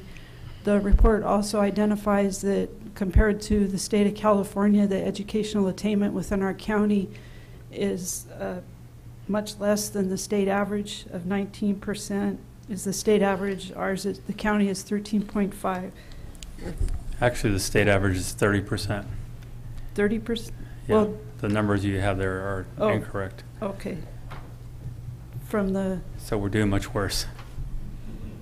this is what I found with the American Community Survey. I could verify on the U.S. that. Census, it shows a current listing. Okay. This is, well, I guess this is a 5-year estimate. Councilmember Friend? A couple questions. Are we selling the land to TI, or are we leasing the land to the We developer? would, with the exclusive negotiating agreement, we would sell the land to them. The price would be determined based on the pro forma. What we found, one of the things we found is that we know that Gavilan has purchased land for a new community college west of, or east of Fairview Road, but the state has changed some of their criteria, and in order for them to even to begin to fund the community college, they need 500 full-time equivalent students, and then for them to fund the operation of the facility, they'd need 1,000. Today at our Briggs Building satellite campus, there's 260 full-time equivalents, and they're leased to capacity. So that this is a bridge program for them to build the capacity for community college education. Well, I understand that. My question is, if we sell the property at TTI and Gavilan doesn't reach an agreement with them, which is probable, then the developer can do whatever they want with the property? Well, no. What this is for is part of the exclusive negotiating agreement. The recommendation in the report is that one of the criteria would be that they have 18 months to come to a MOU with Gavilan. So before the property is acquired, right, they're going to have an MOU that says Gavilan is going to lease that property. Correct. And you really believe that that's going to be possible? We met with staff from Gaviland. I think the person we met with is very well versed with the construction of community colleges in the state of California and has a good handle of the criteria that's required to construct a facility and also the funding criteria within the state. He comes from the community college construction end, I guess you could say. So is there anything saying, if they get the MOU and we sell the property, is there a sunset clause that says within 5 years you either build that building or the property goes to something else? I think. Yeah, well, it wouldn't even get that far. What usually happens after the E&A process is we would then enter into a disposition and development agreement. And that's the binding document that says that TTI Development and Gaviland College have an agreement that's binding. And if that doesn't, if for whatever reason Gaviland has an issue, backs out, or TTI has a problem and backs out, that property then will revert back to the successor agency, because it's only being sold at whatever the value of the property is through the pro forma and the report, the economic feasibility report, based on the fact that it's Gaviland College. Do we have a number, what that is? No. Because it says fair market value. And fair market, I think the fair market value would be for the site where there's bulldog boxing. Because part of the recommendation for the exclusive negotiating agreement is they could also assemble and add the bulldog boxing site if they elect to, but they would have to pay fair market value for that. That's a city piece. That is not a successor agency piece. And that's about 0.6 acres. Okay. We To have answer your speakers. question, Councilmember Friend? No, Dennis? that was it. Any other council members have any questions? I'll speak after. Okay, I like the idea of Gaviland College coming to our town and building a campus. I'm a little concerned, I'm a lot concerned. This is a conversation, a big project, and I haven't had any information given to me about the negotiations about this project. I don't know if the other council members have or not, which I find kind of odd. I mean, I know in the past we spent $5 million for this property, but I think this is a project or a plan that should be having the council involved with early on. What's to say this is a perfect project for this site? Can there be something that there's talk in the past of other ideas, or maybe it works out with Gaviland College? I'm just curious on how we got to the point of negotiating with Gaviland College rather than some of the other groups that had wanted to use the site. Because in your plan 18 months ago, you said we would look at an education center. You've done that. But have we talked to anybody else? Any other groups? No, we have talked to Gaviland for some time over the past several years, trying to help them find places to lease in the county. And because they need to adhere to the state education code requirements for construction, there's quite a few sites that they've looked at and they have not been able to lease because they don't meet even the Briggs building today, they couldn't move in there today because it no longer qualifies as suitable for an educational facility based on the state's more current standards. So the site has to be built to state standards for education. Correct. How classrooms are. Now, when Gaviland College builds their main campus in the future, then what happens to the site? That would be up to the owner of the property. It could be that it could still be leased for a smaller local campus closer to downtown. But I guess that's a risk that the developers has to take. Okay. Did we have speaker cards? Yes, Mr. Mayor. Scott Fuller.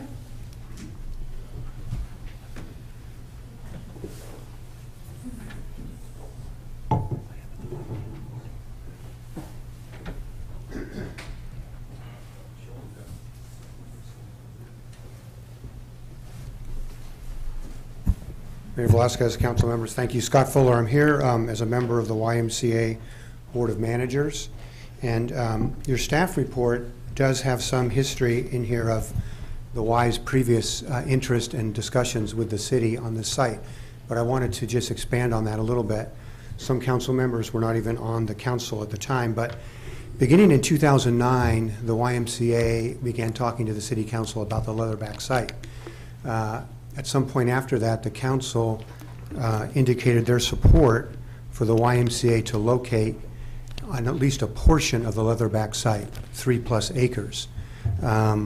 At that time, of course, it was owned by the redevelopment agency, and the Y recognizes it as it now being owned by the successor to the redevelopment agency. There are different things allowable on that site and different restrictions the city may have. But at the time, the city indicated they wanted to see the Y there. They were supportive. And in fact, in June of 2011, there was a request for proposals developed that included a requirement that anybody developing that site with the city would reserve 3+ acres for the YMCA. About that time, though, the redevelopment agencies, the state took their action to dissolve them, and so that did not go forward. But also around that time, the YMCA approached Gavilan. So we went to the Gavilan Board of Trustees, we made presentations to them, and we asked them to join with the Y on the Leatherback site. Subsequent to us presenting to the Board of Trustees, we held a series of meetings with Dr. Kinsella and board members. We had an architect prepare some conceptual plans, there's one right there, of what the YMCA portion might look like. The result of those meetings were that Gavilan decided they were not interested at that time in partnering with us on the Leatherback site. Subsequent to that, again, the successor agency came in, redevelopment went away. I believe Mary alluded to the city negotiating with the state for an educational institution to locate on the site, which is where you're at now. And I'm not here at all to say anything negative about Gavilan coming to that site. Still think that's a good idea. That's why we approached them in the first place, because we thought that would be a good idea. But what I am here to say is the Y is still interested in potentially partnering with Gavilan or others who are developing that site. The Y can bring resources to the table, and I think by cooperating with Gavilan and the city and the developer, it could potentially be a better site and a better project. So the Y, and I know there's issues about what the successor agency can and can't do and who they can deal with, but I would just like the council to indicate again some interest or support for the YMCA being considered as a partner on this site. Thank you. Thank you very much. Do we have any other speaker cards? Marty Richmond.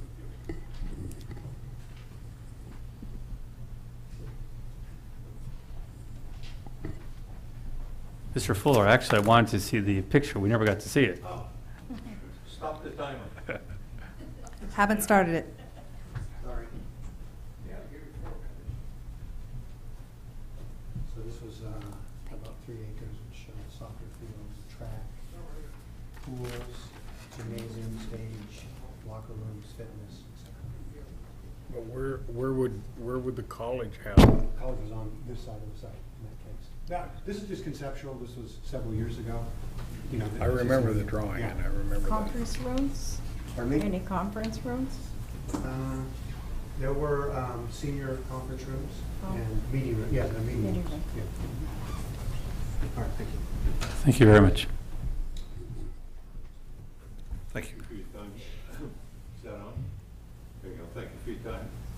Marty Richmond from Hollister, and I've spoken on this subject several times before, even when the microphone was working or wasn't working, whatever. There it goes. You know, it's always been our thing is we wait 20 years and something happens, and we come up here and say, well, thank you very much, thank you very much. I'm not letting Gavilan off the hook, okay? This is a good idea. This is a good place. We have to have an educational center. We have to have an educational center. The need is here. The need is not in Coyote Valley where we spent $30 or $40 million, because those people are wedged in between all kinds of community colleges. They have to the north of them, San Jose is full of it. To the south of them is Gavilan. To the west of them is Cabrillo and Santa Cruz, the full four-year college, and Monterey Bay. And to the east of them, there's no population at all, so there's no colleges because there's no people. We have the need, and basically we got the shaft. Instead of getting the need, we got the shaft. And the shaft was, they went and bought $8 or $10 million worth of property, and I believe, because I'm a suspicious person, when the coincidences happen, I believe they had an inkling, because the gentleman referred to earlier did work at the state in the community college, and they had an inkling that this was going to go to 1,000 full-time students to get operational money. And someone needs to look at it and say, when are we ever going to have 1,000 full-time students? Well, it's 15 or 20 years down the road. So I wouldn't worry if the mayor's got a good point, but I wouldn't worry. What I would encourage Gavilan to do is sell the land to somebody, take that $8 million and invest it into the education center that can operate now. We cannot wait for another 2 generations to go through Hollister and have lousy educational opportunities in kindergarten through 12 and lousy educational opportunities in community colleges where the taxpayers of the state pay 95 or 98, whatever the number is, % of what it costs to educate those folks. But I'm positive that how many people go to those schools has to do with how many hours they have to sit on the road, on the highway, and how much commuting they have to do. Many of them work full-time jobs. And, you know, I went to community college during working full-time jobs. I went at night, and it was a long haul, and I was lucky enough that I could do it. But not everybody is lucky enough to do it. My son went to community college. Community college is a great place to get an education. But, you know, you got to bring it where the customers are. So we need this, and I'll be happy to see it come to fruition. Thank you. Thank you very much. Are there any other speakers? Yeah, there's one more. Debbie Simmons. Thank you. I actually stay. I'm not part of the San Benito High School, but I am a resident of South San Benito County. I appreciate the council taking on this because this does affect the entire county. And I appreciate your guys' efforts in looking forward on the education of all of our populations within the county and not just within the city limits of Hollister. I am a little concerned in regards to the exclusive negotiated agreement. Being part of the oversight committee for the school, the high school, for the bond that just passed for the construction that's going on there, and hearing about exclusive agreements. So I'm a little bit worried about that. But the one thing that I did have the time to look at the resolution was that troubled me a little bit is that it's now, as I understand it, going to be exclusive for Gavilan College, whereas the resolution originally had it where, or the staff report I should say, had it where it could be like swimming facilities, other things than just the Gavilan Community College. I see a need in this community, in the city of Hollister, within the whole entire San Benito County, of need for youth activities. So I would hope that you guys would reconsider the resolution to not it be just exclusive to the adult education. The other thing was that I saw that it was a 15-year lease. It would be something that I'd hope you would consider, that it be something like a first refusal to continue that lease. A gentleman spoke earlier in regards, maybe it was a lady that spoke earlier in regards to the state architect's office for school development. There are already issues with other property that the Gavilan College could go on to. So if it's going to be a problem in the next 15 years, I think you should look a little bit further than just the immediate 15 years. So appreciate the time to comment. Thank you. Thank you. Thank you very much. There's another- And we have Tony Ruiz. Tony Ruiz.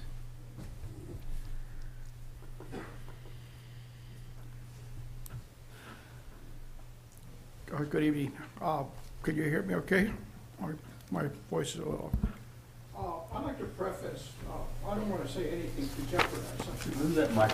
I've been fighting for... The mic, there you go. I've been fighting for the college to come downtown forever. But a few years back, when you put your general plan together, people were crazy with mixed use zoning. They went bananas. And what you got in this town is you have all this mixed zoning, including that property, the Gibson property from the new pharmacy this way, Park Street, and then going all the way out of town. You've got nothing but mixed use. This is also mixed use. It's a huge mistake. I asked Dan Bird when we went by there, what do you think of this as mixed use? He says that should be high density. You already have the retail.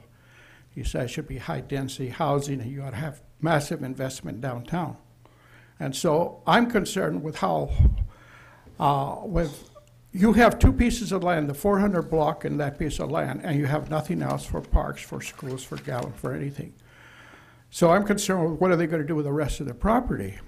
Now, if the Gibson property up to Park Street and all around there was high density housing, then I could see some retail. But you got one of the longest shopping malls, or the strip malls that I've ever seen in a town this size. The only reason you stopped is you ran into, you came to the end of the road. And so you got from the bike shop all the way to Target, you have a strip mall. They're tearing them down all over the country, and here we're making even more of a strip mall if we put retail there. I don't know what their plans are. However, I believe you ought to put things that are compatible on a piece of land. And in this case, the YMCA would be perfect.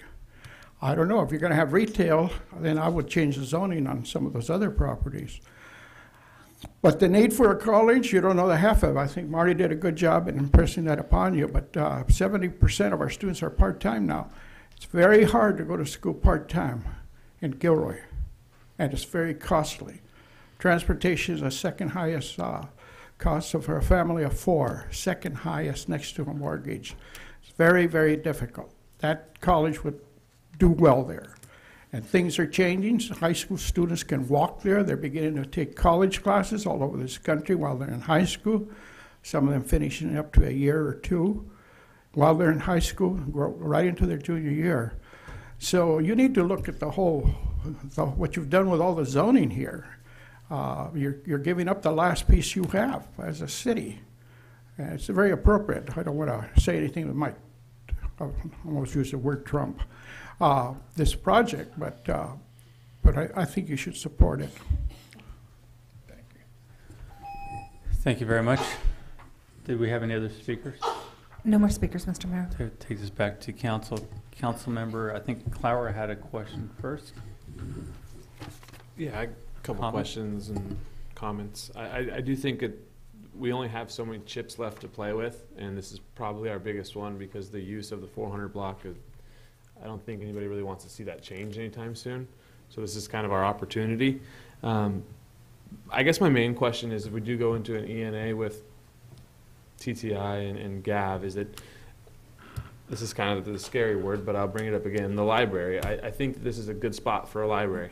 And I think we can do it a lot cheaper in this way if we build it with something else instead of doing it standalone.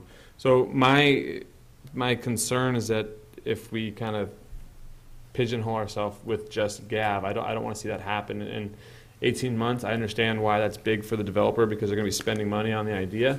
But if we can't add anything or kind of adjust that scares me a little bit. I don't see why on a total of almost 7 acres, if you add in the little piece there at on Park Street where the Bulldog Boxing is, why we can't do a lot of stuff.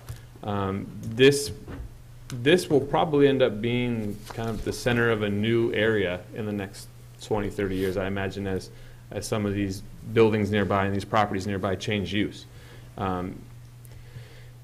There's a lot of opportunity here, and that's why I don't want to just give in to one thing. I do think that having a bigger, better campus is a very big deal because there's a lot of high school seniors who drive to Cabrillo or drive to MPC or drive to West Valley just because they don't think that going to Gilroy they're going to get that value for it. But if you have people here, then it's going to support the economy nearby. I mean, New York, you can see people going to Subway all the time because they have to walk past it when they go to the high school. Just imagine what that's going to do to the Gibson property and the other properties that come in when kids are walking back and forth and riding their bikes. I'd like to see a couple other uses for this property as well. And I've been to other towns where it works. And 7 acres is a big piece of land, and we can do a lot there. Thank you very much. Councilmember Clower, Friend. Well, I kind of agree with where Carson's going with that. I think it's very important that Gavilan builds that college. I think that's an excellent idea. But I also remember making a commitment to the YMCA that they would have the opportunity to work with these people. Now, if the developer won't do it, or if Gavilan won't do it, we should put it in here that the developer does it. And split that property to where you get a mixed use. You get your YMCA usage and you get the college uses. That's a big, like Carson said, that's 7 acres of property. There's a lot of stuff could be put on that property.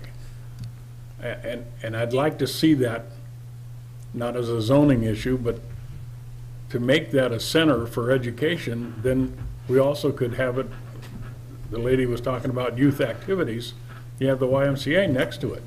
I mean, it seems to me like a no-brainer.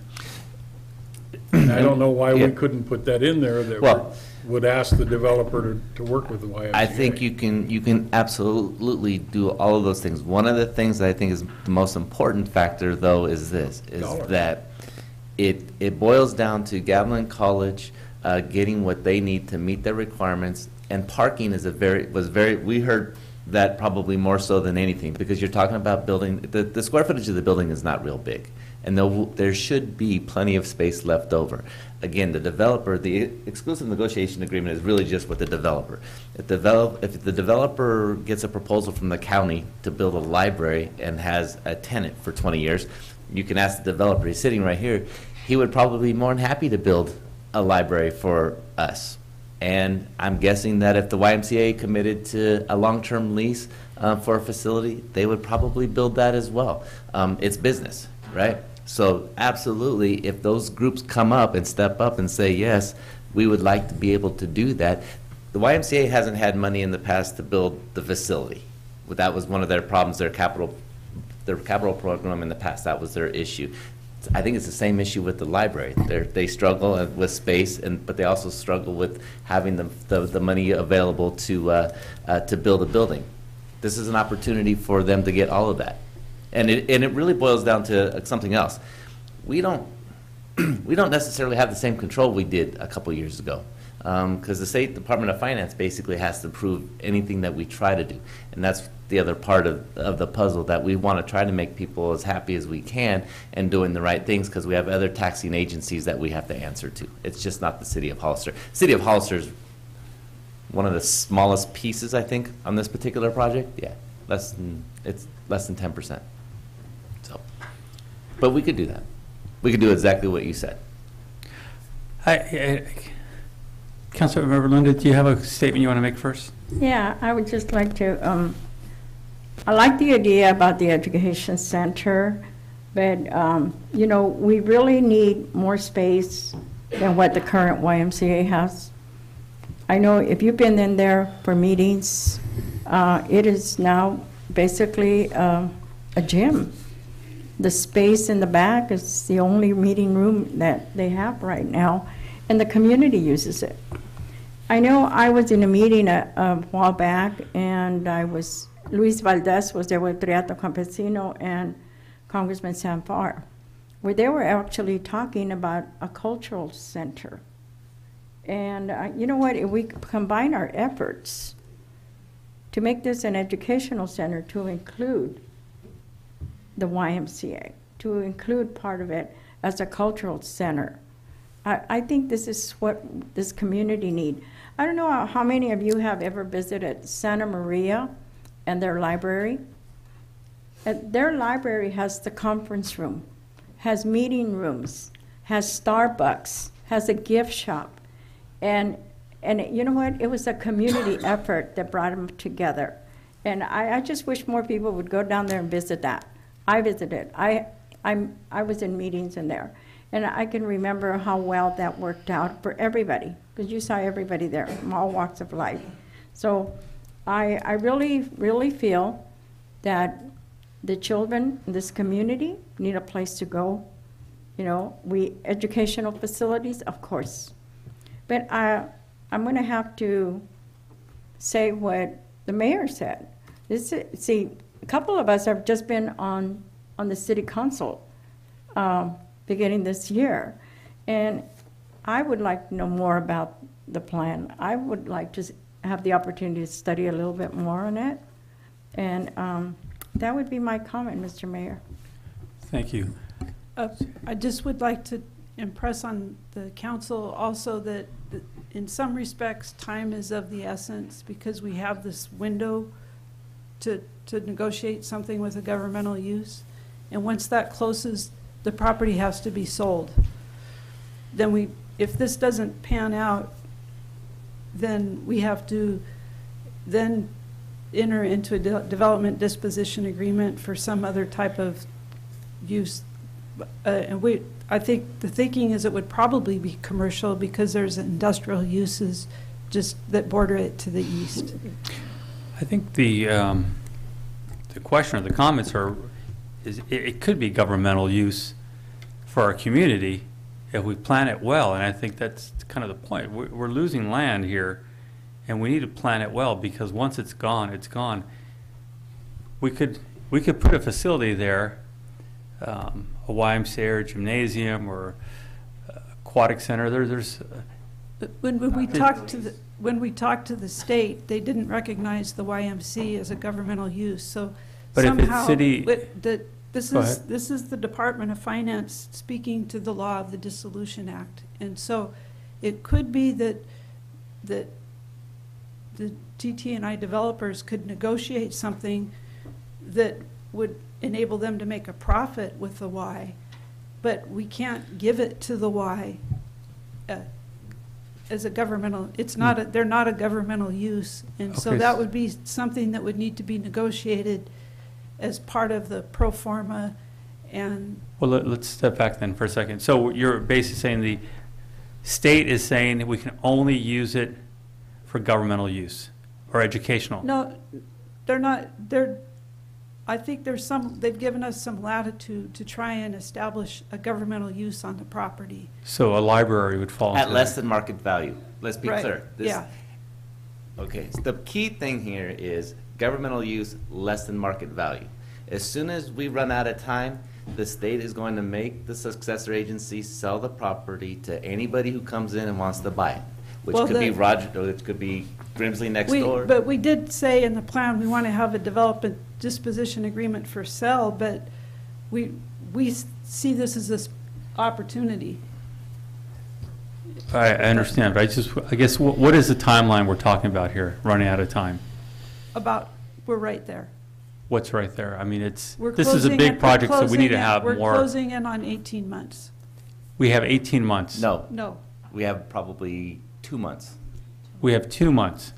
So, but there's no agreement yet with the developer and the college. We have a letter of intent from the developer, and we've met with Gavilan to see if they would be interested in pursuing a build-to-lease agreement, and that's why we're bringing this to you. So we're at the culmination of the last 16 months of trying to do a government sort of use. Government use. Yeah. Right. Which the DOF have said that this is probably a governmental use. But would the library be a governmental use? Yes. Absolutely. Would a gymnasium be a governmental use with the library or another facility there? City owned. Today, I don't think the city, you probably have a better handle on this, but I don't know that the city has the capacity to build and fund a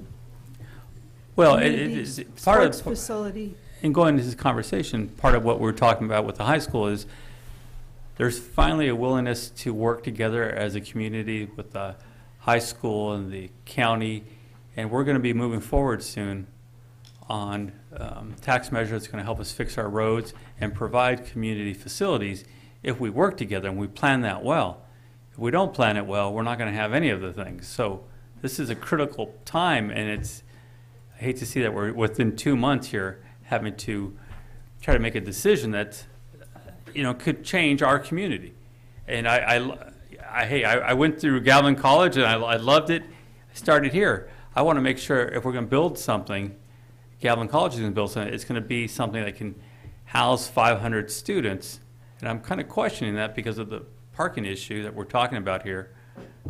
There's a lot of issues. I'm weary of it really happening with Galvin College. When we've met with Gavilan, they've told us again and again that they need a 24,000 square foot facility. So that's what the starting point is to have. So they have the capacity to be an education center to begin the steps to ultimately, in the long term, build a full community college. So the developer can say we have an agreement with the college, and that agreement can fail in 18 months, and where are we at that point? Have we lost the ability already at that point to do something? Does it go on the market? That's What something happens? maybe we could bring to the oversight board if that doesn't bring Well, fruition. I'm curious on if that deal doesn't go through, have we lost the ability at that point? Based on the way our plan is positioned today, yes, but I think we can always maybe talk to the oversight board and then the Department of Finance and see. Well, that's concerning me again, because if the deal does fall through, basically, if they said no, we have to put it on the market for market value, and we've lost the opportunity now. Whereas if we were to commit as a city and say we want to do a facility here, be that the library or another facility, we can continue moving forward also. Well, we're in a tough situation here, is the problem. No, I think the situation that you're in is you have a developer, you have a willing developer right now, and it appears that you have a willing tenant of Gavilan College. That's two things that we didn't have 18 months ago. And we have that sitting in front of us. Yeah, who knows what's going to happen? It may fall apart, and then we'll go from there. But if we don't, I think if we don't seize this opportunity, we're back to square one. We don't have anything. We have nothing, other than the fact that the DOF can say, well, you guys have had 18 months and nothing's happened. Why would we help? I understand there's conversations with the college, but I also understand the college asks for the people, this community, to pay an extra tax so we can have a facility built here, and the money ended up being spent or trying to be spent in Morgan Hill. So I have to question the reality of it, because as great as it would be, I don't fully trust that. So that's why I'm asking that question, because if it does fail, we've lost it anyways. This is why we're here tonight, to ask the tough questions, right? Right. And I don't think we really have the answers, yet we're being asked to make a decision. Well, I think what we have is what we're requesting is for the ability to try and negotiate this.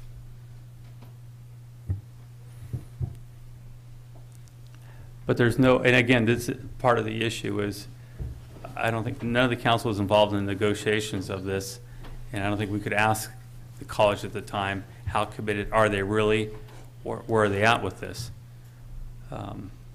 Where's the money they collected from our community they can put into this now?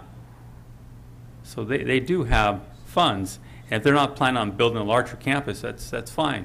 But are you going to build something right here that can house? I think that the report explains that to construct something, well, you have to have, I guess, probably the short answer is I don't believe they have money to build an education center, the 25,000 square foot education center.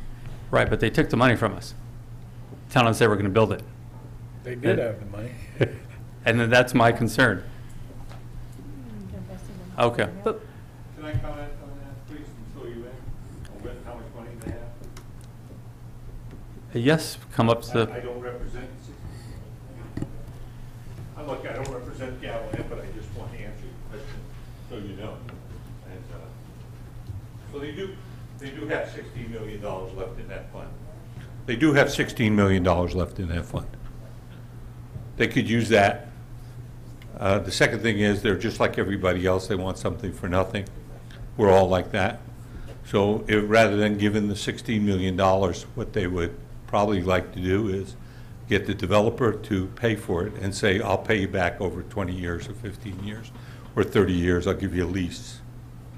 That's what probably we would do if we were in their position. And I don't blame them for that. I don't trust them either, but I don't blame them for that. But they do, if push came to shove, they've got the money left out of the fund for capital. So I just wanted to fill you in. Thank you very much. Thank you very much.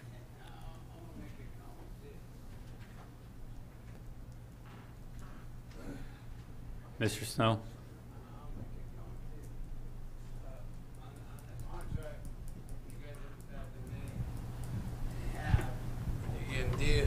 I'm going to watch and listen. Everyone says, right? When you do that contract, and then once it's gone. Take a Metro T and Metro E money. Use it or lose it. So points, right? On the contract you guys make, because has been gone since 2010.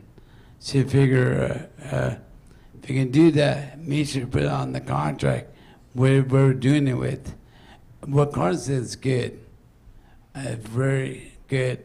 When it's like, because he's thinking, we need a library.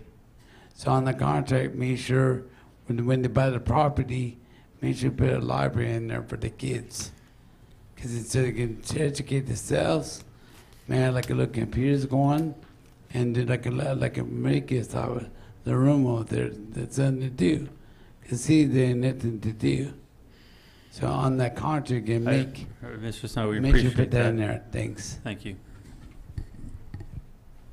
Councilmember Clower? Yeah, okay, so during the ENA, we could have all these questions answered. Correct? We'd hash out all these things that we're bringing up. Okay. So do we have a second option right now? You mean besides? Just yes or no? No. Okay, then I'm going to move that we accept resolution 2015-02 for the successor agency. All right, there's a motion. Is there a second? Second. There's a motion and a second. All in favor? Aye. Aye. Against? Aye. It's 3-1, and Mr. Gomez stepped out for a moment. Okay, thank you very much. We'll go on to item C, public input. This is the time for anyone in the audience to speak on any item not on the agenda within the subject matter jurisdiction of the council. When the city clerk calls your name, please come to the podium, state your name and city for the record, and speak to the city council. Each speaker will be limited to 3 minutes. Please note that state law prohibits the city council from discussing or taking action on any item not on the agenda. Do we have any speaker cards tonight? It seems as if we do. Bill Misford? Bill, you've been very patient tonight. Well, that's right. I got to listen to them watch a Giant game while we were doing the high school thing, so that was good too. So no, I'm speaking on behalf of other businesses besides myself, and in regards to the Freedom Rally downtown, the 3-day party that the city has that we all embrace, and I embrace as well. But the communication with the city, HDA, PD, with the local businesses in the downtown sector was absolutely 0 to none. We got an email from HDA about street closures that came out, and we posted that on our Facebook page, and it didn't say anything about East Street being closed. We got to work on July 2nd, that Thursday, found it all barricaded. We also have a parking lot that's behind our businesses that our employees use to park, and we park as well, the public open parking lot that PD put up signs saying that this lot will be closed. Warnings, cars will be towed between July 2nd and July 6th unless you have a vendor permit. And this is like 2 days before the event. The signs go up 3 days before the event, and we have no communication with anybody. I call my local rep, which is HDA. They say call Vegas to get this Willy Wonka vendor pass that you have to park your car.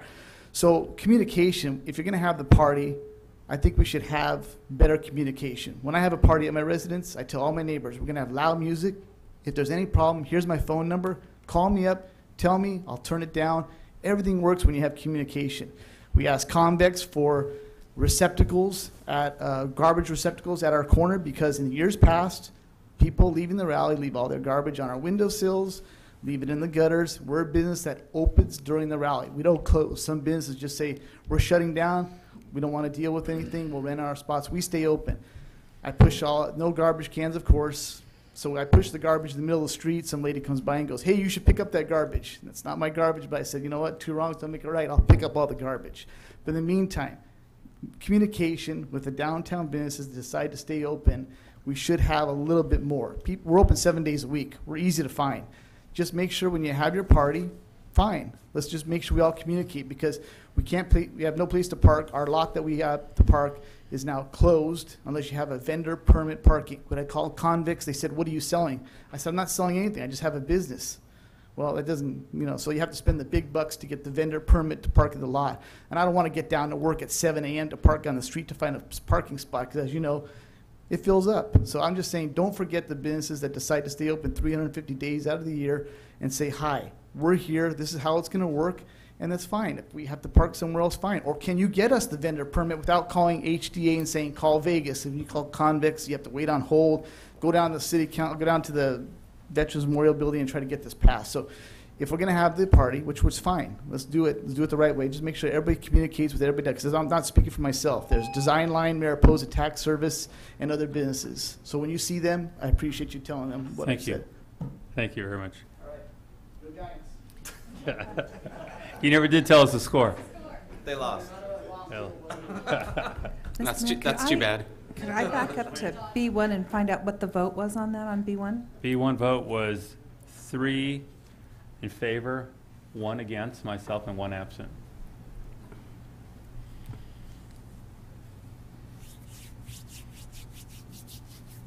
Marty Richmond, thank you. Thank you. Pass? Okay. Passed? Okay. Keith Snow?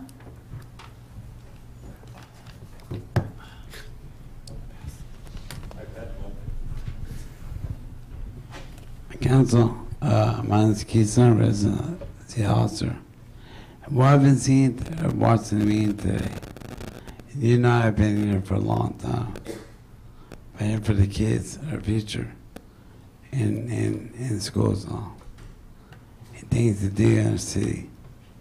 But I do see we lose opportunities in the city. I see that we have opportunity, we don't take it, we lose it. And I've seen dirty politics. Because I know you feel right, I know you guys people like that bill that it's going to APCC. So I got donations. I never did. Under Clerk Jerry Johnson, as city clerk, his leg's right there. He got stamped. I go under oath. I need a lie. No reason to lie. A bit costly. And just got dirty politics. But I do see this one that be an opportunity to put in a contract, right? For a library, good idea what we got said. And I see 11 things. It's kind of like a disgrace. I'm very good idea. And retired engineer, ran multiple companies. Monster loyal, genuine to people, my community. On with the kids are our future. Things nothing to do. But what I do see, future of our city, I see the blink. Because I see nothing down in the city. I see wasting time for years. Buzzers up there, was the city, the people. I see our new city council members, and even Ray Finn, right? I'll meet you. No time for me. That's the line. Mickey, I'll meet you. Carson, I'll meet you. Right? Victor, the gig is man today. That's good, right? I see city manager, but I wasn't T. 17. We're going to be close to the community. Any public comment, it's good to do. I see, this is what I see. I see when you say something, you got an okay anyway. Seeing the argument that's up there, anything, say anything, you guys are okay for whatever you can do. Not based to the people, not based on you guys. You okay things. Now take your time when you do things. I did not see no workshops in my water bill. I pay a lot of water, lot per month. And I only 2 people in the household. Me and my caregiver. But I do see this. You pay what you get what you pay for. What I do see, I see nothing. I see nothing for our city. Thank you very much, Mr. Snow. Marvin Jones? No, he's still there sleeping back there. His legs fell asleep, but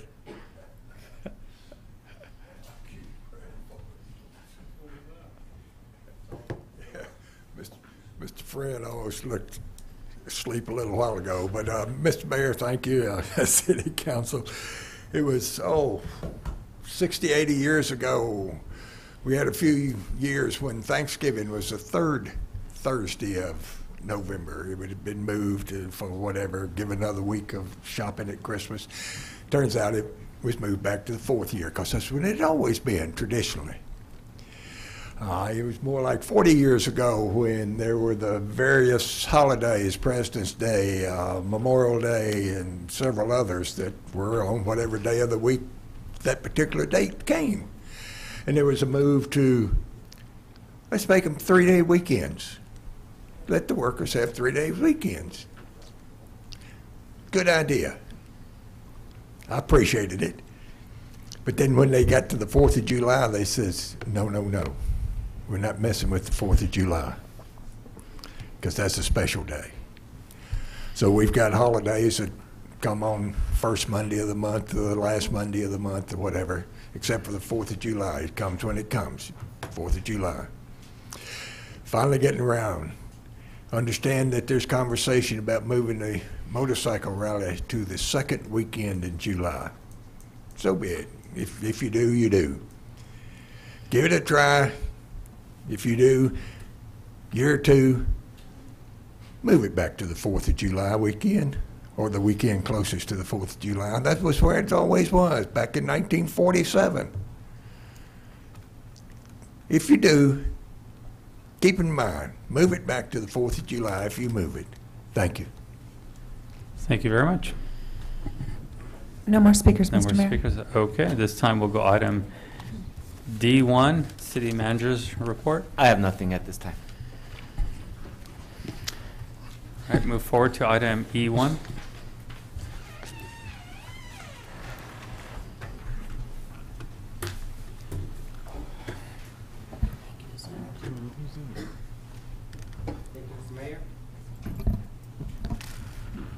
Thank you, Mr. Mayor, members of the City Council. Good evening. In a continued effort of implementing the Hollister General Plan goals and policies, and after the joint City Council Planning Commission meeting, the Development Services Department has been preparing revisions to the current standards for residential general development of the Hollister Municipal Code. The attached ordinance includes minor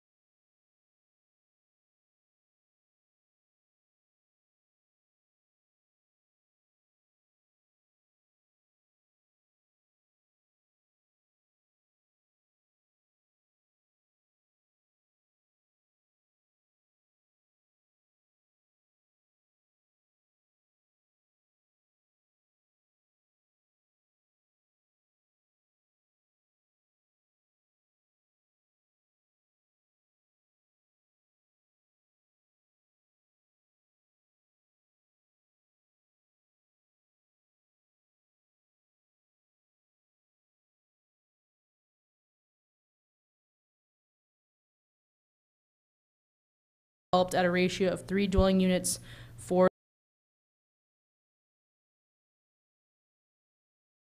each additional unit. Ordinance number 11.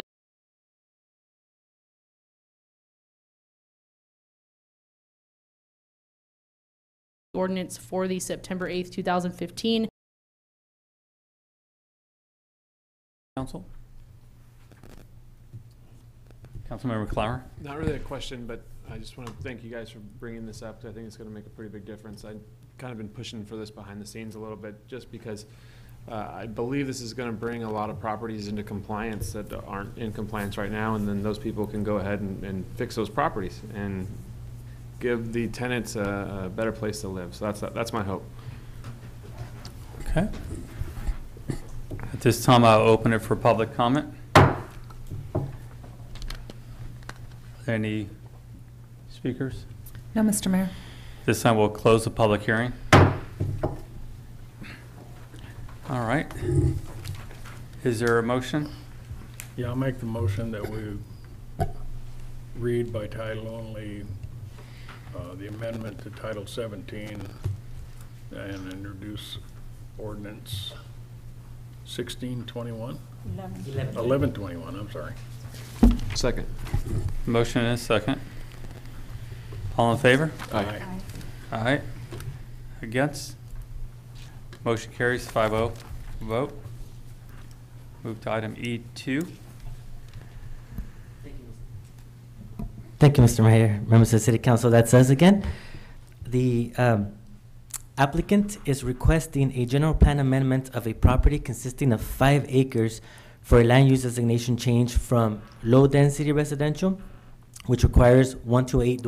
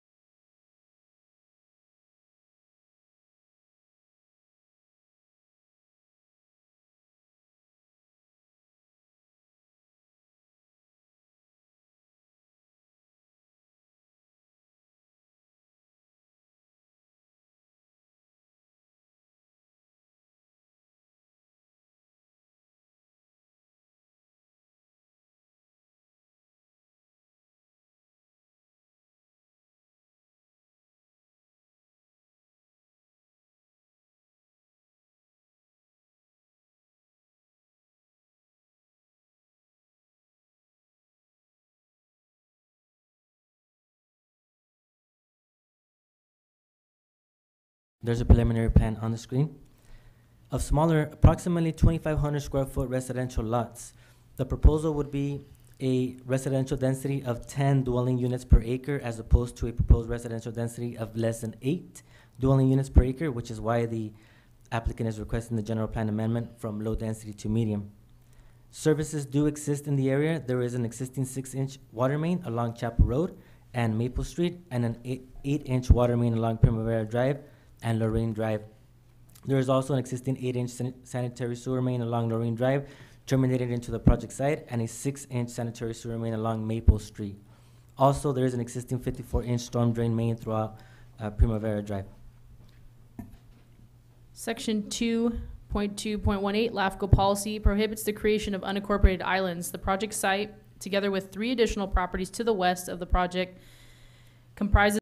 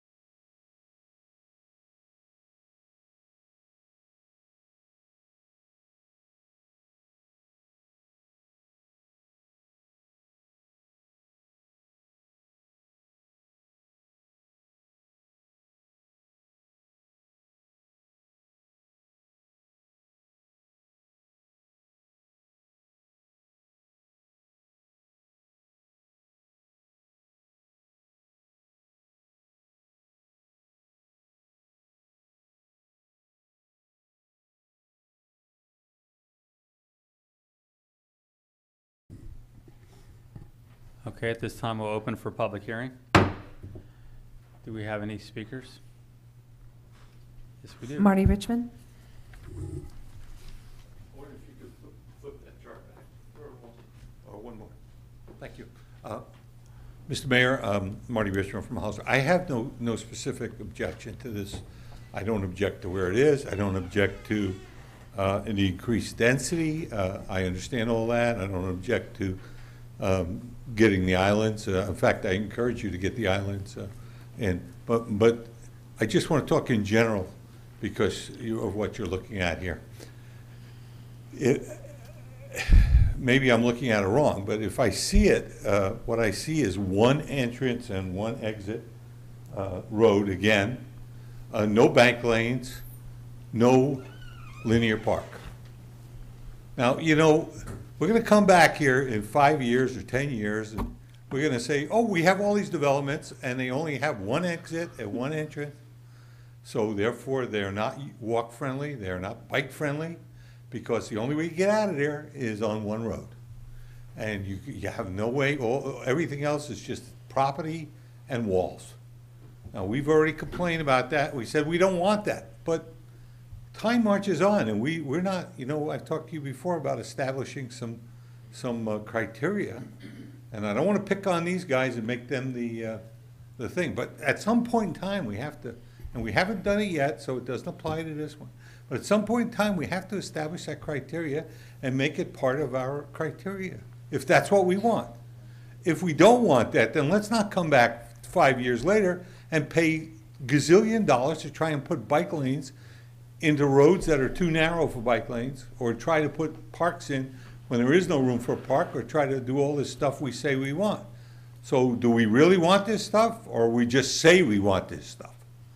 If we do want this stuff, at some point in time, we're gonna have to say, look, don't, if there's any other road available, or way in or way out, or at least put two on the same side, don't give us these one road things that are all enclosed with a big stone fence. Yes, the people who buy the homes like it. Everybody likes to be kind of wedged off, but it doesn't work for any of the other things we say we want. So again, I don't want to pick on these guys, and I don't want you, obviously we haven't established that, so we can't demand someone do it out of clear blue sky. That would not be fair to this developer. But at some point in time, we're going to wake up and say, we didn't do it for 5 years, so now we have all these homes, and they're all built some way we don't like. So, and I do encourage higher density for more affordability. We also talked about smaller front yards. I don't know, it's hard for me to say from this. Looks like they do have smaller front yards here, so they can have some larger backyards. It also gives them ownership of the street. Thank you. Thank you very much. Are there any other speakers? No, Mr. Mayor. If I could just follow up, I can certainly appreciate Mr. Richmond's comments. And this is always the problem with going through the pre-zoning process with the conceptual plan. Keep in mind, the city does have walkability and connectivity policies in their general plan, which we try to implement. And this particular project has not gone through any sort of DRC review. Again, this is really just sort of for demonstration purposes, for lack of a better term, but I know that in pre-zoning it's tough when we actually have something that we can actually respond to. So, yeah, and who knows, it may look exactly like that someday, or it may look completely different. I just want to let everybody know that don't get hung up on the picture. Let me close the public hearing first. Oh, sorry. Okay, now we can ask questions. Councilmember Luna, I believe you had a question. Yes, I just wanted to ask, on the original presentation that was made regarding the 180 North Chapel, yes, I remember requesting information about a park. Do you recall that? Yes. Did you want information on this particular? Yeah. For this particular site, yeah, we haven't taken it to the Development Review Committee for the actual tentative map process. This is just for annexation purposes or for pre-zone. But there is, on this particular site, there is the conceptual part, and it's not colored in, but there is talks of a pocket park, which would be kind of from where Chapel is, going in at the very entry, some open space, green area there, and the possibility of a second access on Lorraine Drive, at least emergency vehicle access. But right now, since we haven't done a full review of it through the Development Review Committee, right now it's just pending on the pre-zone approval and then annexation approval through LAFCO. Then the applicant has to submit a tentative map showing exactly how he's gonna, Mr. Hubico is gonna be proposing, if it's gonna be exactly like this or taking all the comments into consideration for tentative map. And then at that point, we will then present that to the Planning Commission. Okay, just for the record. Sure. You know, I would That's really like important. to see a park. Yes. Thank you. Thank you, Councilmember Luna. Councilmember Friend. I remember we talked about this property, I believe it was 2 meetings ago. And the April. conceptual was there is bike paths in there. And there's a throughway for the bikes and added sidewalks. And what it does is improves, it puts sidewalks on Chapel Road and Maple Road, which are not there now because they're part of the county. Correct. So it would extend the sidewalks down into the housing development further down in Chapel Road. So I hear what you're saying, but they've made provisions to do that. Now, whether the conceptual drawing is gonna be the same, I don't know, but right now, it does appear to have that. I hear what you're saying, Marty. Okay. Councilmember Clower. I don't usually like to offer up problems without a possible solution. I really like density, and it's great and it's wonderful. The only problem with density is that you usually have a parking issue. So whatever comes across the DRC, it needs to really take into consideration the amount of parking that's going to be there. If you have 40, I don't know, 28, 40 units, I'm not sure what the number is, you figure there's at least 2 cars, probably 3 cars in a lot of those houses, and then they have their friends come over. So if you were to go by Holland Circle, like the one gate they have access to, there's cars all along that street. Yes. You can't find a spot inside the gate. My one concern, if you go back, is for the people on, I guess, Lorraine. Mm-hmm. Yeah, Lorraine. There's going to be people parking, right? A lot of people parking in that little cul-de-sac right there. And I'm hoping that there's some way they can turn around, because what's going to happen is you're going to get a lot of people parking right there, getting into those gates, and then people are going to have to be turning around on that all the time. That's a good observation. I don't have an answer, but that's just what I would look out for, is the parking. Thank you. And that would be, if that is going to be closed, if there's not going to be secondary access, more than likely one of the standard recommendations from the city would be to have a turnaround turnaround on that cul-de-sac, end it into a cul-de-sac, and then we would require that they meet the parking on their own lot rather than using the street. So absolutely, those are really good comments that we will be taking into consideration during the DRC process. Thank you. Yes. Okay. All right. Thank you very much. Is there a motion? Yeah, I make a motion that we read by title only, a waive full reading of ordinance 1122 and 1123. Is there a second? Second. All in favor? Aye. Motion carries. Mr. Mayor, is this also to schedule the second reading for the September 8th. Okay. Yes. Thank you. Thank you. Item E3.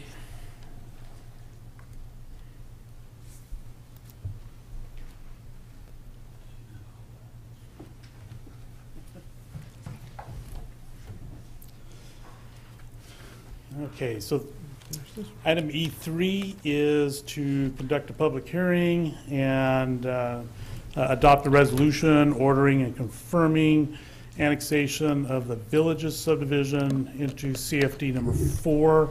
CFD number 4, as we've talked about before, is the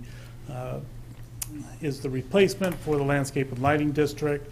As new projects come into the city of Hollister and are approved and built out, they are required to annex it into CFD number 4 for the infrastructure, maintenance of the infrastructure, to collect the cost of those improvements and the maintenance for doing so. This is the Villages subdivision. It's over off of Santa Ana Drive. It's currently in construction, and it's a subdivision that was approved by the City Council a few meetings ago. With that, if you have any questions. Any questions from council? I do have a question on the total amount.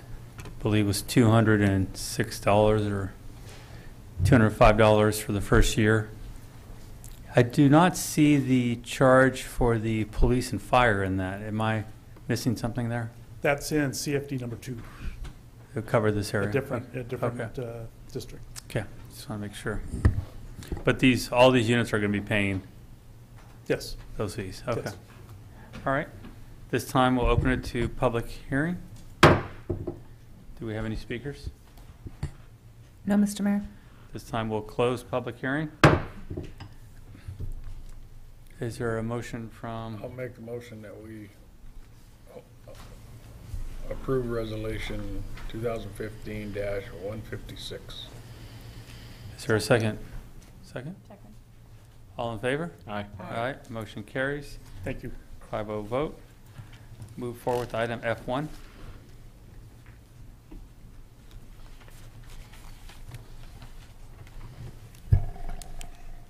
Thank you, Mr. Mayor, members of the City Council.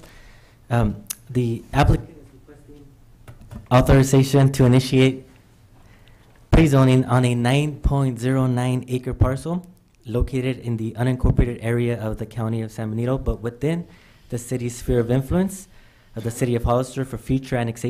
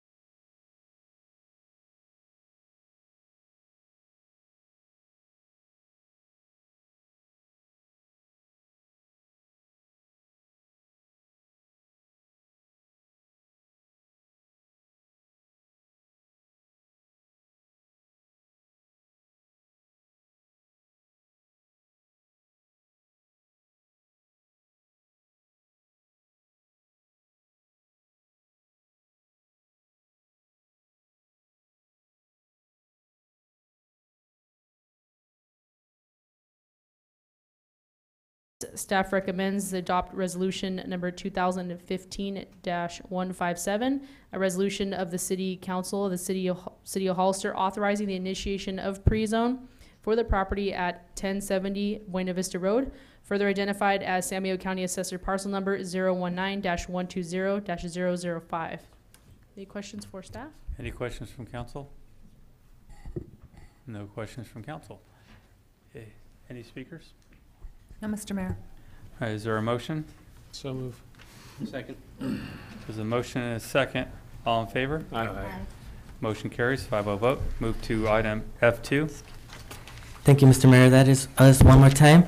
The applicant is requesting authorization to initiate pre-zoning on a 53.28 acre parcel located in the unincorporated area of the County of San Benito, but within the sphere of influence of the City of Hollister for future annexation into the corporate limits.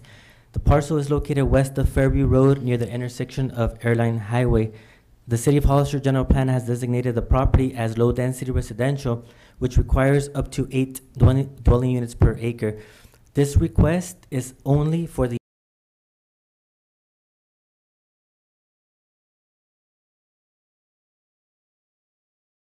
item before, just to reiterate again, one of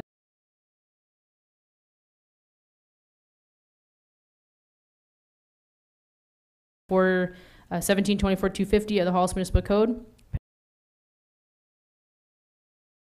The applicant will then may submit an will include the plan for services and describe is currently a 12-inch water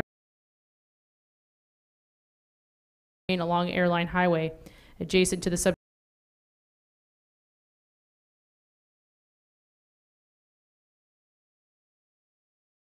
before the City of Hollister Planning Commission and City Council.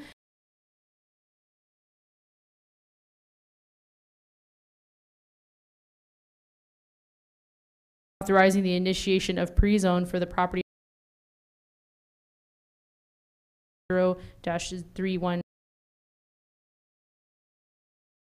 Any questions from council? Councilmember Friend? I remember about 10 years ago when I was on the planning commission and Billy was doing your job, the West of Fairview project was approved. It had site and architectural review, it had design review and everything. What happened to that? Why was that not annexed then? Because I remember the people of Sierra Vista sitting here yelling at us that they didn't want it, and then they built the church in the back of the property, and it was all approved at one time. What happened to that?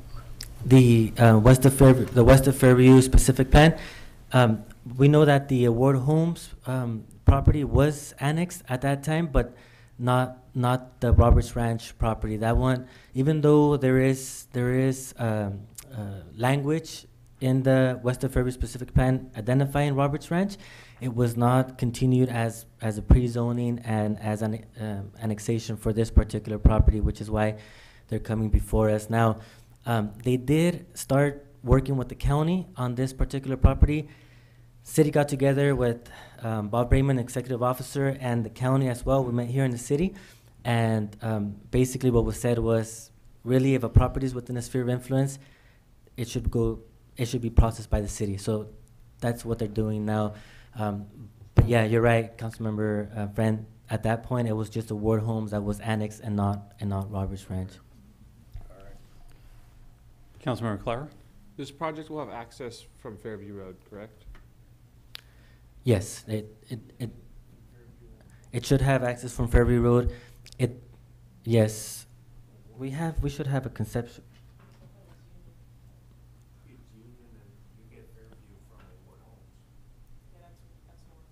I don't think, I won't say. Yeah, we haven't. Okay, so we do have a conceptual. So yeah, it's. But it will, so through the Award Homes project, there'll be access for this subdivision? Yeah. Through the Award Homes, that's correct. Not Not directly, but on Union. From Union, yes. And not directly to Fairview. So you won't be able to get into the Awards Home project from Fairview either? Yes, at Union, we're trying to limit access on Fairview. There's one access point at Union and Fairview Road, and there will be connectivity between the Award Homes project and Roberts Ranch project. Okay, I was trying to put the Union Road extension in my mind that doesn't exist right now. It doesn't exist, okay. But it will. Yes. Cool. Councilmember Friend? So if they're not going to have access to Fairview, does that mean they get out of doing the improvements on Fairview? No, actually, Award Homes is responsible for doing all the frontage improvements. All the way down to all the way down to Cielo Vista. Okay. Another crazy question. Do they have to put a sidewalk on Fairview? I can't remember what the improvement is. David still there? I'm not sure what the improvements look like on Fairview. Because Sunnyslope Village has a sidewalk on Fairview. Yeah, Sunnyslope Village. I'm guessing it's pretty consistent all the way down. Yeah. And then we'll be able to take care of that sound wall, right? Keep annexing it. Keep annexing the Community Facilities District 4, and you will. Otherwise, just put the wall right on the road. Well, they'll do the same thing they did at Sierra Vista Homes, I think. I think my point I'm going to make is I've made before. Anything south of Union, really, especially south of Enterprise, we have a lot of developments going on over there right now that have been approved. They haven't started construction, and we have a lot of issues over there as far as the infrastructure, the roads, getting people to down Highway 25, around Fairview. I don't think this is the time to be approving more this is major development with 200-something homes, right? 206, I believe, is the conceptual plan. I don't think this is the time to be approving or bringing online any more major developments in the area. I'm fine with the developments that are center of town and north of town. it makes more sense. These are going to cause us the issues that we're hearing out there from the public now, and it's just going to get worse. I think some of these major issues need to be addressed before we're discussing these types of projects, any more of these in that area. Councilmember Clower? Is the dark line, is that supposed to represent like single stories or bigger lots or something? Because I know Cielo Vista has probably complained a lot already, and they'll continue to complain. But in Benchmark's Homestead, they put single stories along that. You're right, Councilman. They have two, I mean, there's 2 stories in Cielo Vista, so you can't really, I don't know, I'm just wondering what that black line means. We'll have to. We'll have to see, but you're right. On the one that you indicated, there was a requirement for single-story homes and a 25-foot setback on all the properties that bordered the existing homes. Let's see. Let's have Ann. She's been working on it. If you don't mind. Hi, I'm Ann Hall with San Benito Engineering, and I'm here on behalf of the client. But the darker line represents a kind of a division of neighborhoods, and the lots up against Cielo Vista are all quarter-acre lots. They're not, I don't believe they're height restricted, but they're the larger lots that they were looking for. And then the other one's a division of, I think, 5,000 and 6,000 square foot lots. Thank you. Okay. Any other questions? Any speaker cards? No, Mr. Mayor. All right. Is there a motion? This is. I move to accept resolution number 2015-158. All right. There's a motion. Is there a second? Second. All in favor? Aye. Aye. Against? Aye. Aye. Motion carries. A vote of 3-2. Thank you. Thank you very much. Item F3, we've already gone through. Item F4. Thank you, Mayor and Council. Real quick, I believe, if you'll recall, Harry provided a report at our last meeting or 2 meetings ago regarding the West Hills water treatment facility and the bid opening of that particular project. As you may or may not be aware, there was about a $4 million, we had anticipated under the engineer's estimate a long time ago it would be about $20 million. We adjusted our engineer's estimate slightly, and then the project came in at $23,736,000 and some change. With that, there are some other costs that are associated with not only the contract amount, but of course we have to prepare for any contingencies. We have some contracts related to the mitigation measures of the California tiger salamander. So all in all, what essentially this means to us, and this is a very liberal figure, we think we've added everything in and kind of provided ourselves with a lot of buffer. Our share is about $3.7 million in additional funding that's required. The Water District is going to award at their meeting in August, which occurs on August 26th. What we wanted to do here tonight is make sure that the council is aware of the additional costs, and then authorize myself and Brett to work together on funding options. Basically, the city is in a position right now where we have some funds that are available to cover the costs currently. However, there may be the opportunity for us to borrow some money and actually use some of our monies that we have in reserve. So as we kind of move forward, the first part is that we just want to make sure that we have enough money in reserves to take care of any problem that may arise in the system, or we wanted to just be able to have the option to go ahead and pay quote unquote cash if that's something that we want to do. Right now we're recommending that we increase our borrowing about $2 million and take $1.7 million of our reserves to cover the cost. It's very similar and to what the executive director at Sunny Slope County Water District, Don Reinauer, is going to be proposing to his board tomorrow night.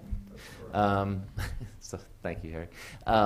So again, this is kind of informational, and if you have any questions, Harry's here. I would be able to answer some of the easy stuff, And then I know Brett's here if there's other financial questions. Otherwise, staff recommends that the City Council adopt the resolution to move forward with the West Hills project. All right. Are there any questions from council? Do we have any speaker cards? Marty Richmond? I'm sorry it's so late. We're going down to that. I've kind of sort of given up on getting anybody to do anything for a reasonable amount of money here. Because if it's a public project, it's a public project, they just run it until it's dead, until you're dead and you're out of money. So I guess we'll give them the $3.7 million because we just missed it by about 10% or 12% or 14%. That's close. It's only 3.7 million. My real point is to say, you know, all this is dynamic stuff. This is capital money, right? Capital money. I hope we have a really dynamic system for running the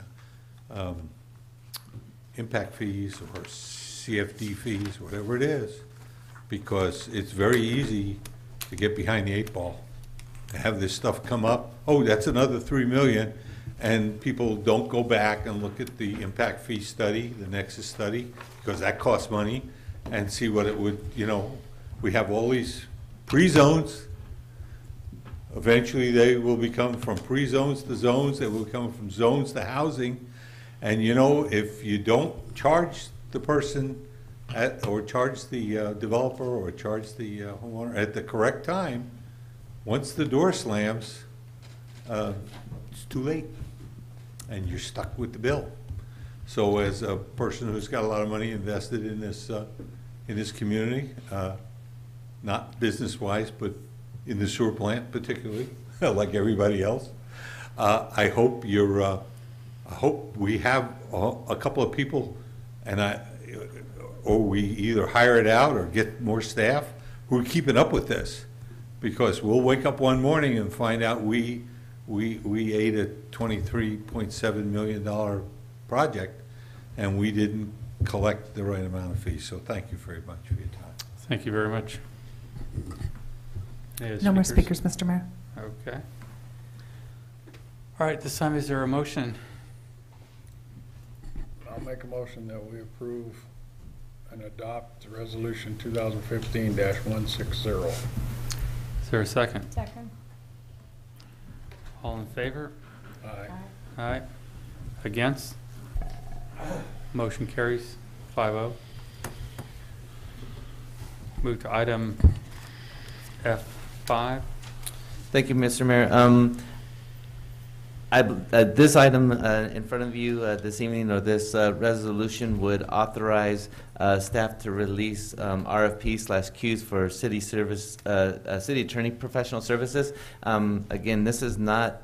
I want to say this before we move too far forward. This is not based on any performance that LG has provided to us. I believe that I understood, and I may have been completely wrong on this when we met in closed session, to go ahead and have the RFP. It's been about 2 years since LG has been with the City of Hollister to release another RFP, RFQ to make sure that we're getting the services, or the best services that the City Council desires. Again, if this is completely this is something staff had prepared on behalf of the City Council. So it's before you.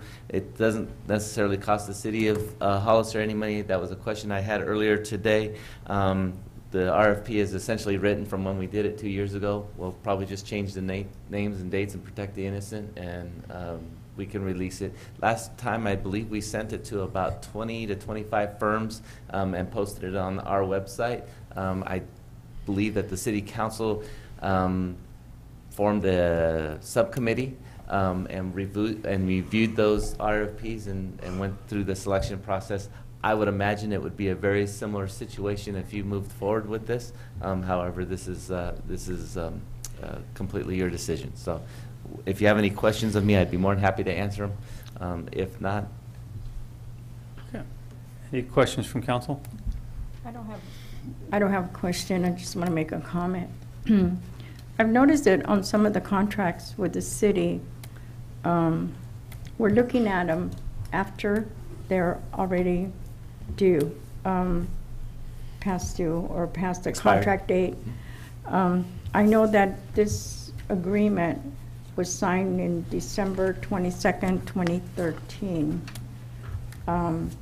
So I personally would like to see a review of the contract. And also, I mean, I don't think it hurts to send out a request for other agencies. Yeah, and actually, the professional service contract that currently the city council has with LG provides clauses to have those reviews and I think to negotiate costs. And again, the city attorney's firm, LG, works directly for the city council. We get along, but he doesn't work for actually us. He works for you. So anytime you want to have any dealings directly with the city attorney, you the council have the authority to do that, and that's what you should be doing. So again, the relationship is very close between LG and the council. Okay. Are there any other questions from council? Do we have any speaker cards? Okay, is there a motion? I would like to make a motion on resolution number 2015-161 to request proposals for city attorney services. All right, there's a motion. Is there a second? Second. There's a second. All in favor? Aye. Aye. Against? Aye. Aye. Motion fails. On a vote of 2 to 3. Move forward to item F6. Good evening again. Item F6 is a resolution of the City Council that would approve a subdivision for Tract 318 and authorize the execution of the agreement for improvements with Long Reach Associates, Texas Corporation. This is a project for what's known as Bella Vista. It is a mixed-use subdivision that consists of 43 lot mixed-use subdivision. Of those 43, we got 13 single-family, 25 courtyard homes, 3 commercial buildings, and 2 20-unit future apartment complex. The final map is ready. This is a project that we encountered before. It's in the type of what they did is that they got tentative map approval on June 26th of 2013. They went ahead and through their choice, they decided to move ahead and get the improvements done, and once the improvement's done, then go through and have an improvement agreement approved. So once the tentative map was approved by the Planning Commission on June 26 of 2013, there were no appeals either by the applicant, other interested parties, which have been other people that would want to file an appeal, or the City Council, and therefore the subdivision was tentatively approved. They have installed approximately $1.7 million worth of improvements out there. And one of the reasons why we need a improvement agreement is that the project is substantially complete, not all the way complete. They will post a bond, or in this case, cash, for $9,000 to guarantee the final improvements. And then once they're done, the developer will post a 10% maintenance bond in the amount of about $172,800 to guarantee any defects in the process. So with that, I believe the applicant, the subdivider is here if you have any questions of him. But this is basically an item to approve the subdivision improvement agreement and the tentative map because of the way the wording is done right now. So if you have any questions. Any questions from council this time. This is the piece behind Kmart, correct? This is the piece behind Kmart, yes. Okay. Any speaker cards? No, Mr. Mayor.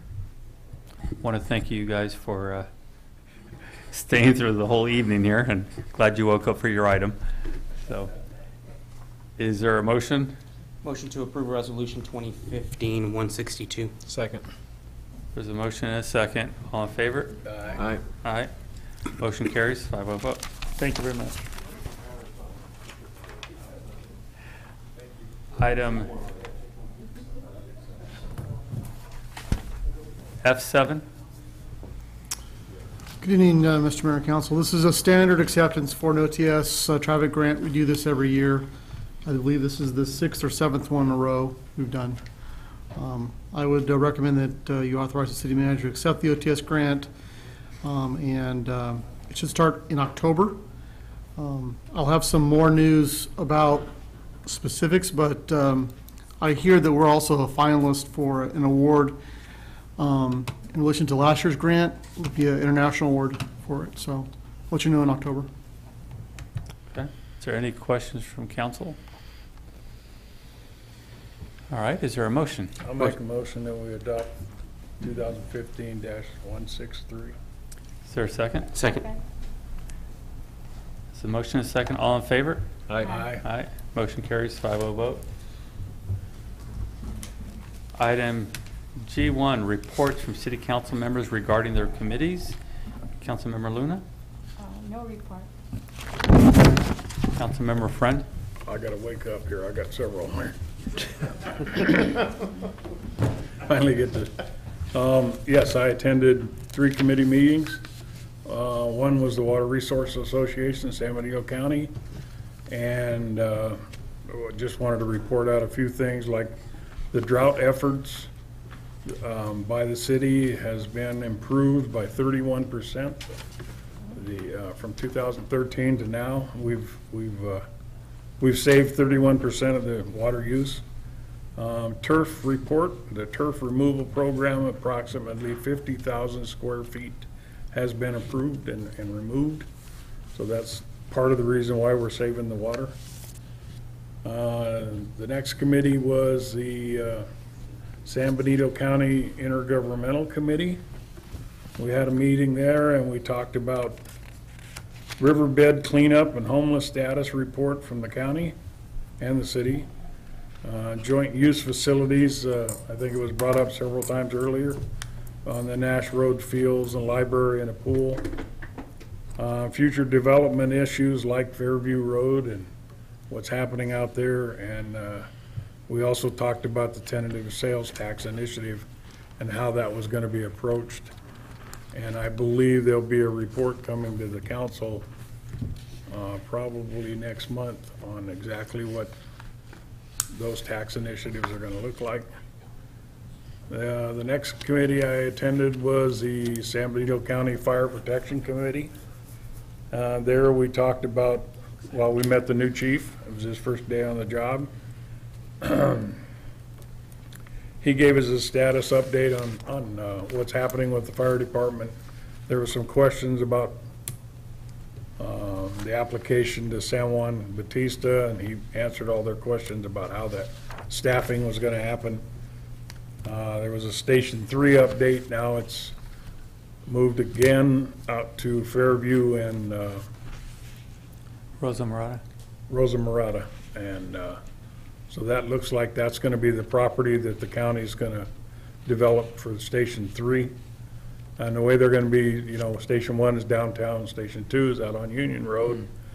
Station 3 will be out at Rosa Murata and Fairview, and Station 4 will be San Juan Bautista. We also talked briefly about the cost recovery opportunities, and I believe there's going to be a report coming out fairly quickly on how that's being, how we're going to be asked to incorporate that. A lot of the explanations that were brought out earlier need to be answered about what do we consider an emergency, what do we consider somebody's at fault. So those all have to be answered. And And I think that's the end of my report. Councilmember Gomez? Nothing to report, no committees. Councilmember Clower? No committee meetings. Just wanted to expand on the intergovernmental. I wanted to thank the supervisors and the council members from San Juan Bautista and the school districts and their willingness to work together as one community, as partnerships. We're finally breaking through the old way of everybody holding their own territories and instead working together to create a better community for all of us, which we're looking at finally putting together a plan where we can fix our local roads, where we can build a ballpark, baseball, soccer, and some of the other activities on those fields, a water park, aquatic center, working with the high school, the county, and the city, and a few other projects, including the library and the community center. It's all coming from people that are working together and becoming partners. So it's exciting to see this finally coming through, and we're looking forward to the meeting next month so we can bring back a report and finally decide how we're all going to make this happen together as one community. Councilmember Friend? I do have one a further report on the San Benito County Fire Protection Committee. We also have, and I believe it will be coming to the council, the draft on the contract for the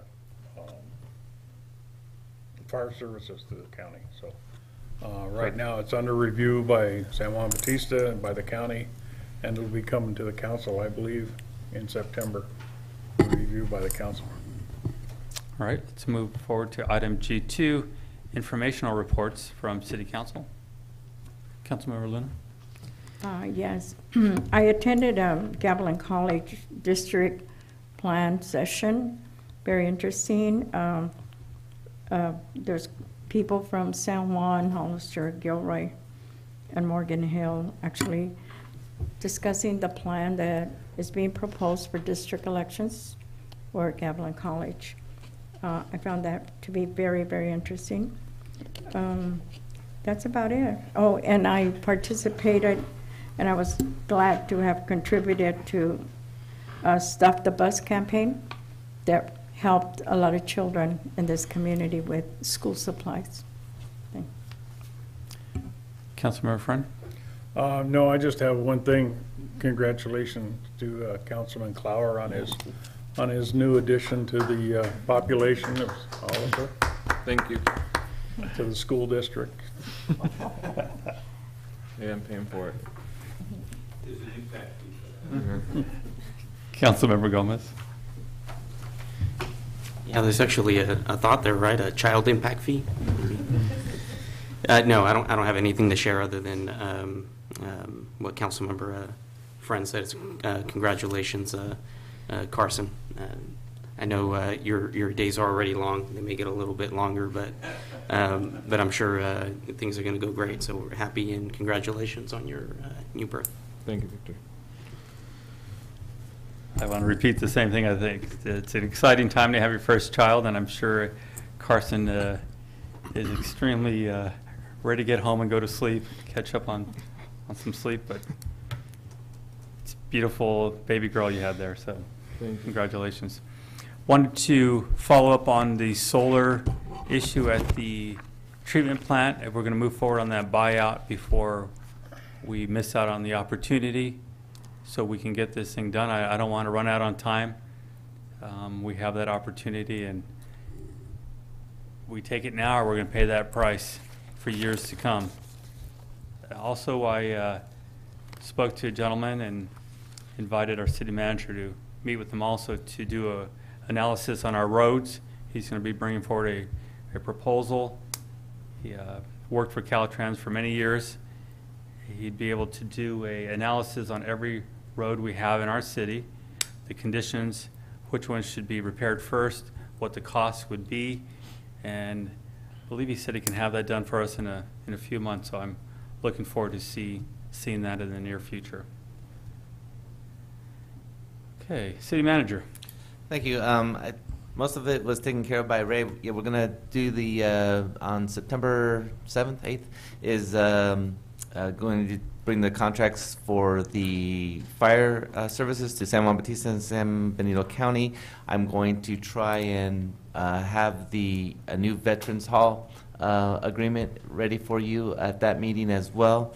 I want to also thank Christine Black for the last few months being the interim city clerk. We made a selection and offered the city clerk position to a gentleman by the name of Tom Graves. I will have his contract on for September 7th as well, so she only has to deal with me for one more agenda. It's the 8th. September 8th. September 8th. So again, I think I just wanted to thank Christine for all her help, and I think that's it. I think he owes you a dinner. I probably owe her way more than a dinner. I think we all do.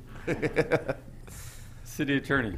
I was going to make some reports on code enforcement matters that we have that aren't officially a litigation, but I can do that if, as part of the code enforcement, if necessary, if there are specific questions. Because I have got some emails from some of you about the status of some of those. All right, Chief. Just one thing, Greg Harvey actually asked me to remind folks about Music in the Park at Dunn Park on August 29th at between 4 and 6 p.m. Looks like Mr. Rose Academy and Dave Hugh Boys group is going to be there. That's it. Interim City Clerk. I want to ditto the congratulations to Carson Clower and welcome Tom Graves when he gets here on the 8th. And it has been a great learning experience and a lot of fun working with you guys, so thank you. Thank you, Christine. Thank you very much. Let's move forward to item G3, the sound wall update. Good evening, Mayor, Council members. Currently, our 3 sound wall personnel have been moved to 40 hours a week. With the new fiscal year, they can work a couple months at full-time status without triggering the health benefits and all those new regulations. So we're taking advantage of that and the weather to get a little more work in our little situation with our down crew. Next couple days they're going to be finishing the area around Calaveras School and Westside Boulevard. From there we're going to move over to Hillcrest, work in that area for a few days, and then out to Lad Lane, get that area knocked out before going anywhere else. Just to let you know where we're at, currently we have 3 openings on the Soundwall crew. 2 of these vacancies have existed for approximately 5 months. In March, 2 of the Soundwall crew interviewed and passed and were hired full-time by the city to backfill some promotional vacancies that occurred in the Streets and Parks Department. At that point, we had an existing list with 3 names on it for that position. We proceeded to do the live scan, which is the electronic fingerprint scan, the background, and the physical on those 3 individuals. All 3 of them had holds placed on their live scan. Apparently, if there's a irregularity, a manual procedure is triggered. That manual procedure took 2.5 months. And then when the time came, we learned that they didn't pass. So at that point, we opened up the position, and that was on June 24th. And the first proposed deadline was for July 6th, so it was open for 2 weeks. We had 0 applicants. We extended it another 2 weeks to July 20th, and at that point, we received 6 applicants for those positions. Interviews were set with all 6 applicants, only 5 people showed up. At the end of the interviews, 4 people had passed the interviews and proceeded to fingerprint, background, and physicals. So as of this morning, we have 2 fingerprints back clear. 1 fingerprint has a hold placed on it, and we're still waiting on the 4th. We have 4 physicals that have occurred, and we're waiting on reports back. And then there's 4 backgrounds in progress. So assuming we have positive outcome on all that, the next start of a pay period, we could get them hired.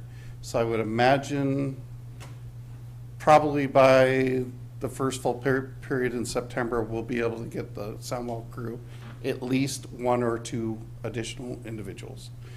In the meantime, we're opening the position again because there's still a vacancy to try to get some more interest.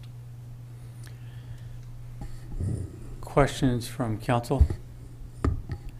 I will say I'm extremely disappointed in the way we handled the sound walls this year. I understand there are issues, but really the issue was we didn't plan for it. And I brought it up early so we would have time, so we wouldn't have the problem this year, and we had the problem. Now, we need to find a better way to do this. Otherwise, we're going to have the same problem again next year. I think it's time, as we talked about before, what is the plan? Are we going to allow the weeds to keep growing? Is that the plan, and then come whack them? That's not a very good plan. We need to plant different plants in there so we don't have the same issue year after year after year. And we failed this year, flat out failed. And we could say we didn't have employees or anything else, but we didn't have a plan. And that's what I had warned about early after last year. We need to have a plan, and it definitely was not implemented this year. We're at the end of the year already. Winter's coming upon us, fall, and it's just bad planning. And I don't want to see this happen again. There's ways to do this without having to go through this whole process over and over again. But the way we did it last year was not the way. If you'd like me to get into specifics on what we have been doing, when the crew clears an area, we go back and we spray it with pre-emergent and Roundup. Pre-emergent requires rain to activate and get into the soil to build up the residual to actually kill the root weeds. It's no secret we haven't had the rain. In addition to pre-emergent, we've been putting down a product called Ronstar, which is a granular herbicide that will stay there for a few months and work as a pre-emergent. It also needs rain to activate. So the weather this year really has not cooperated with us at all. We did get a couple showers, so the Ronstar and the, it's called Gov, that's the product we put down. Those places that were within a month of us putting it down when those 2 rainstorms came through in July, those did get activated and work better. I'll repeat, we failed miserably because we did not have a plan. And we're going to be going into the season again. What is the plan? What are we going to plant there? How are we going to prevent this from happening? Or are we going to wait for the weeds to grow again, whack them, and come back with we don't have enough staff to take care of this? What is the plan? I'd like to have a meeting with Heidi. She understands this very well. We can plan for this, put it together so we implement it early so we don't end up with the same results.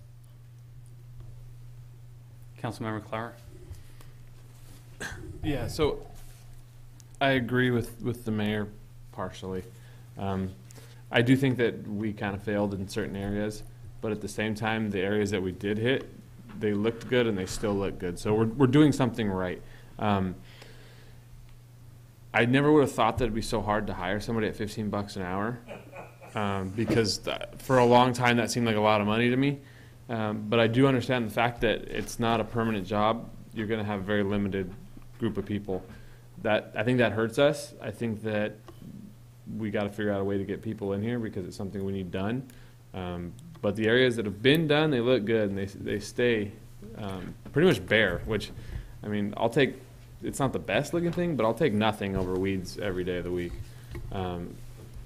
It's a little sad that we're still doing this in August because we're closer to the next time the weeds grow than the last time they grew. But like I said before on the other stuff, we got to turn the page and just kind of move on.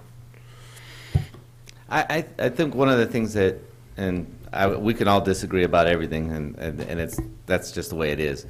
I don't think anybody realized how much sound walls we actually have. And not just sound walls. Let's be honest here. It's not just because there's a wall here that we're out there cutting weeds. If you drive down West Side Boulevard the first 300 feet, we take care of the weeds because they're right on the sidewalk and it's our right of way. So it doesn't necessarily mean sound walls. I mean, guys aren't out there just pruning trees and killing weeds in sound walls. There is, what do we figure, 200 miles of sidewalk, curb and gutter that the city is responsible for. 200 miles, 3 guys. Now, it's not all, because we have frontage in front of my house and whatnot, but there's a lot of vacant land, and there is a ton of sound wall of various sizes. So, and planting in a drought seems a little bit counterproductive to me. Councilmember Gomez? Yeah, thank you, Mr. Mayor. I'm half asleep right now, but so I'm going to try to do my best to stay focused on the weeds here. But so I know that obviously we've had some recruitment issues, and I think Councilmember Clower made an excellent point. I mean, $15 an hour is chump change especially for this type of work. Have we considered doing some type of independent contracts with some of the landscaping companies to try to bring them in the shortages? And if not, it may be time to put our money where our mouth is. If we're having recruitment problems, we're the ones to blame. Not staff, us, the policymakers up here. So if you cannot find a person to work this, then obviously we're not making this an attractive job. So I would actually say we're the ones to blame. If you want those sound walls cleaned up and you're committed to it, make it a decent job. Pay the benefits. Or shut up. Sorry, I hate to say it, but that's just the way it is. We're either going to pay up or shut up. So either we could contract out if that's legal. If it's not, it's not legal. Or we need to make it an attractive job. Period. Thank you. Say, Councilmember Luna. Yeah. Earlier we were talking about actually the fire department going out and cleaning up, yards and all that for people. I mean, is there any way that this could also be done this way by contracting also someone to be responsible for cleaning up the sound walls? It can, and we actually had a 3-point attack on this. We have the fire department going through and doing their annual weed abatement. I've had code enforcement officers citing those property owners that refuse to trim the weeds along the edge, along the sidewalks and stuff. And when it gets so bad that the bushes are over the sidewalk and kids can't get to school, we send our sound wall guys out there to just mow along the edge so that at least the sidewalk's clear. So code enforcement, I think they now understand, and we're trying something new there.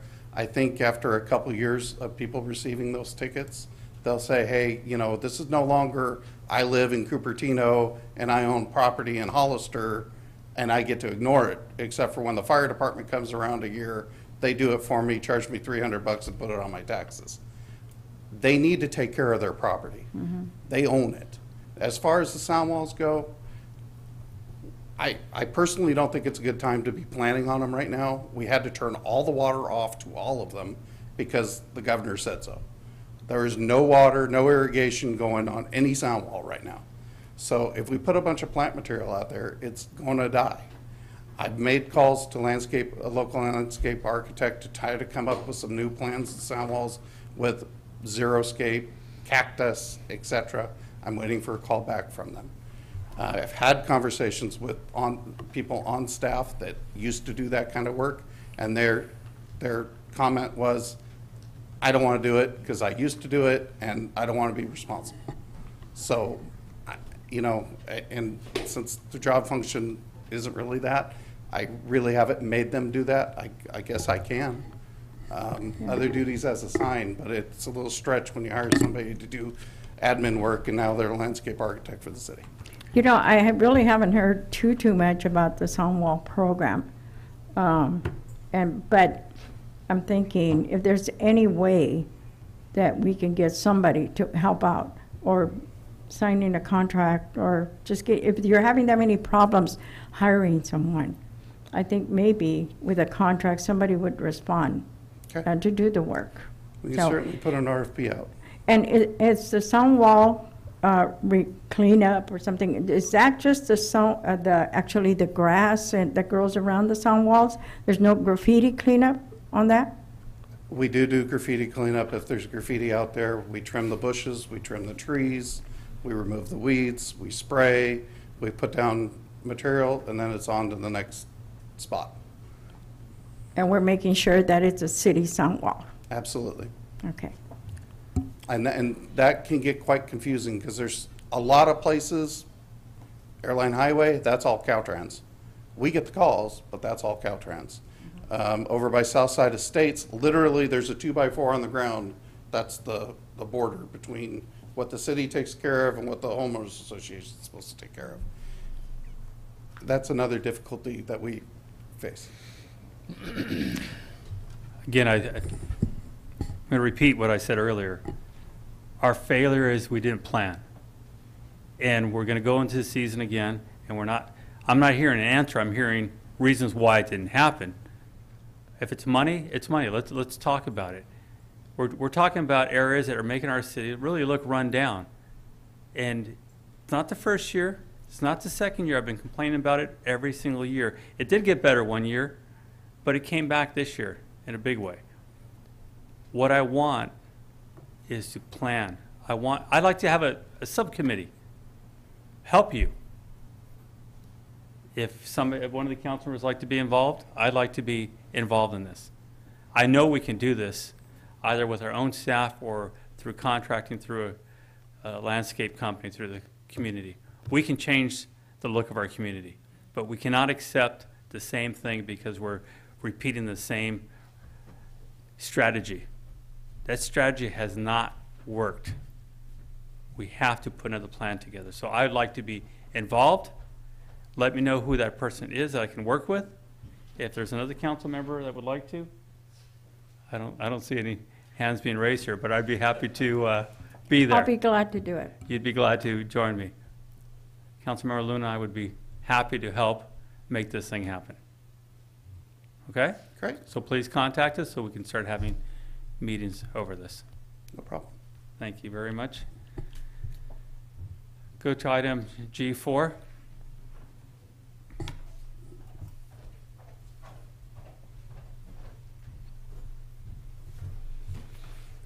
You've only waited 3 hours. You still want to talk to us? I'm ready for breakfast. Good evening, Mayor and City Council members.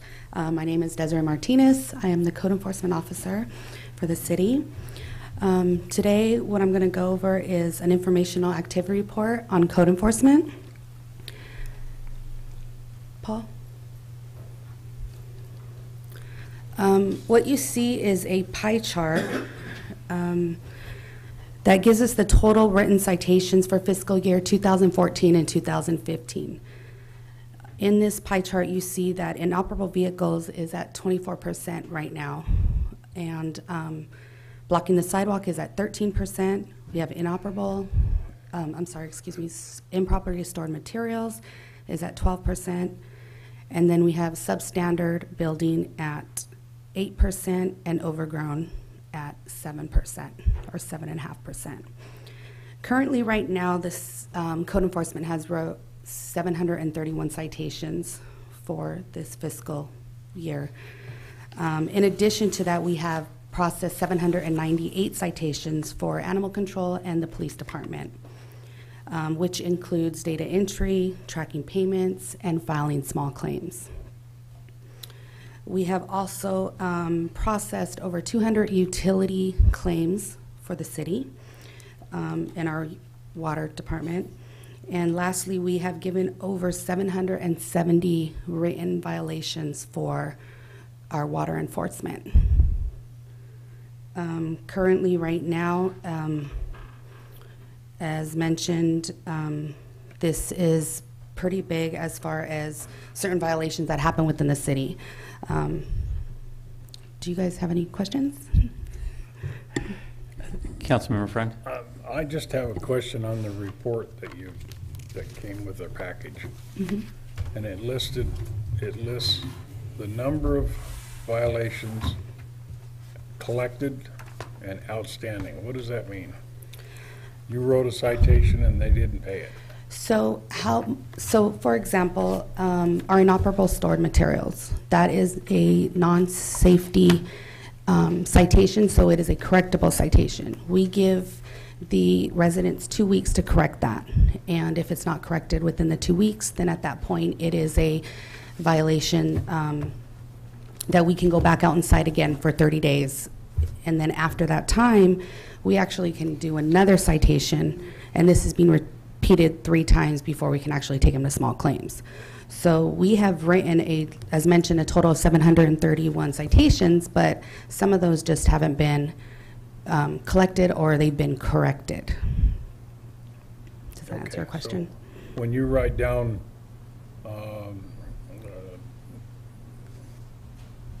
barking dog, you collected $100, you wrote 7 citations, $600 is outstanding. Does that mean that it hasn't been 30 days and you haven't decided to collect on it yet? Correct.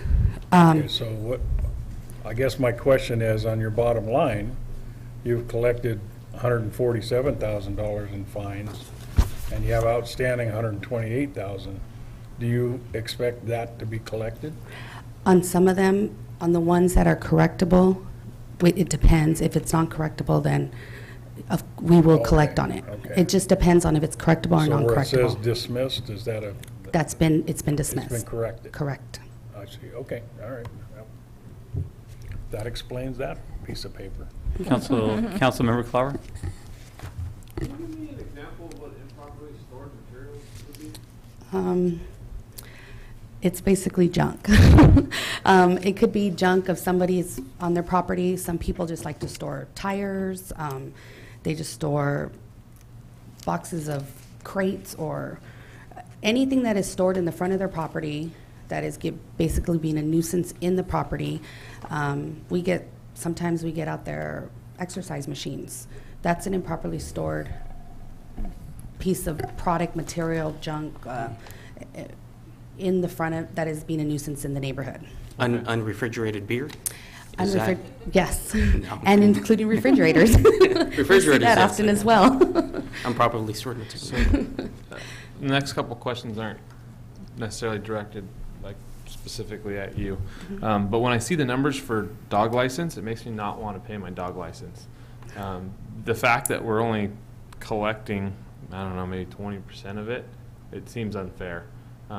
I'm one of those people who I like to pay when I have fees and taxes. I don't know, it makes me feel good for whatever reason. I'm weird. But the fact that nobody else is paying,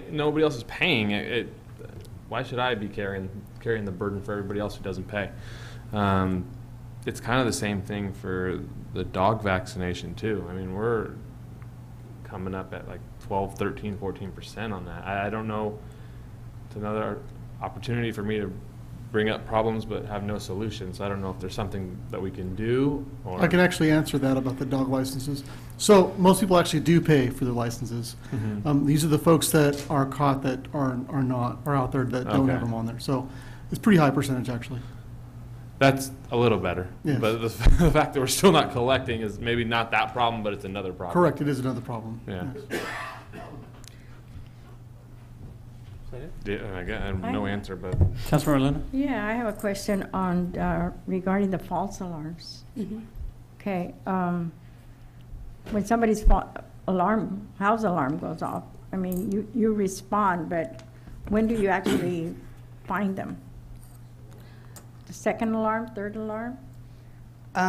They are fined when it goes off the first time they get a warning, and then we cite them every time it goes off, and a police officer is out there for the alarms. So you cite them on the first? Yes, correct.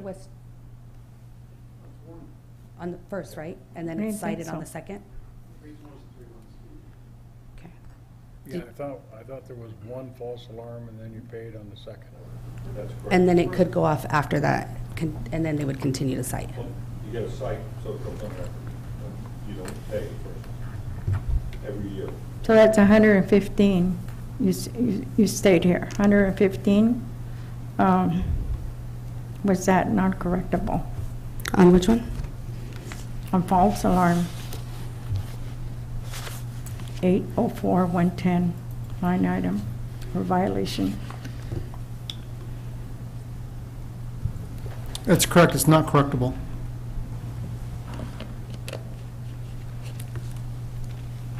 So that would be like the second. Yeah, that'd be the second occurrence, yes. Okay, that's a lot.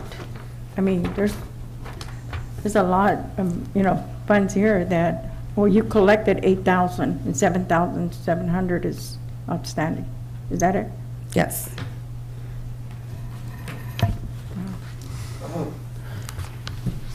There was a study we did with, I think we had over 3,000 in 2 years of false alarms that we responded to.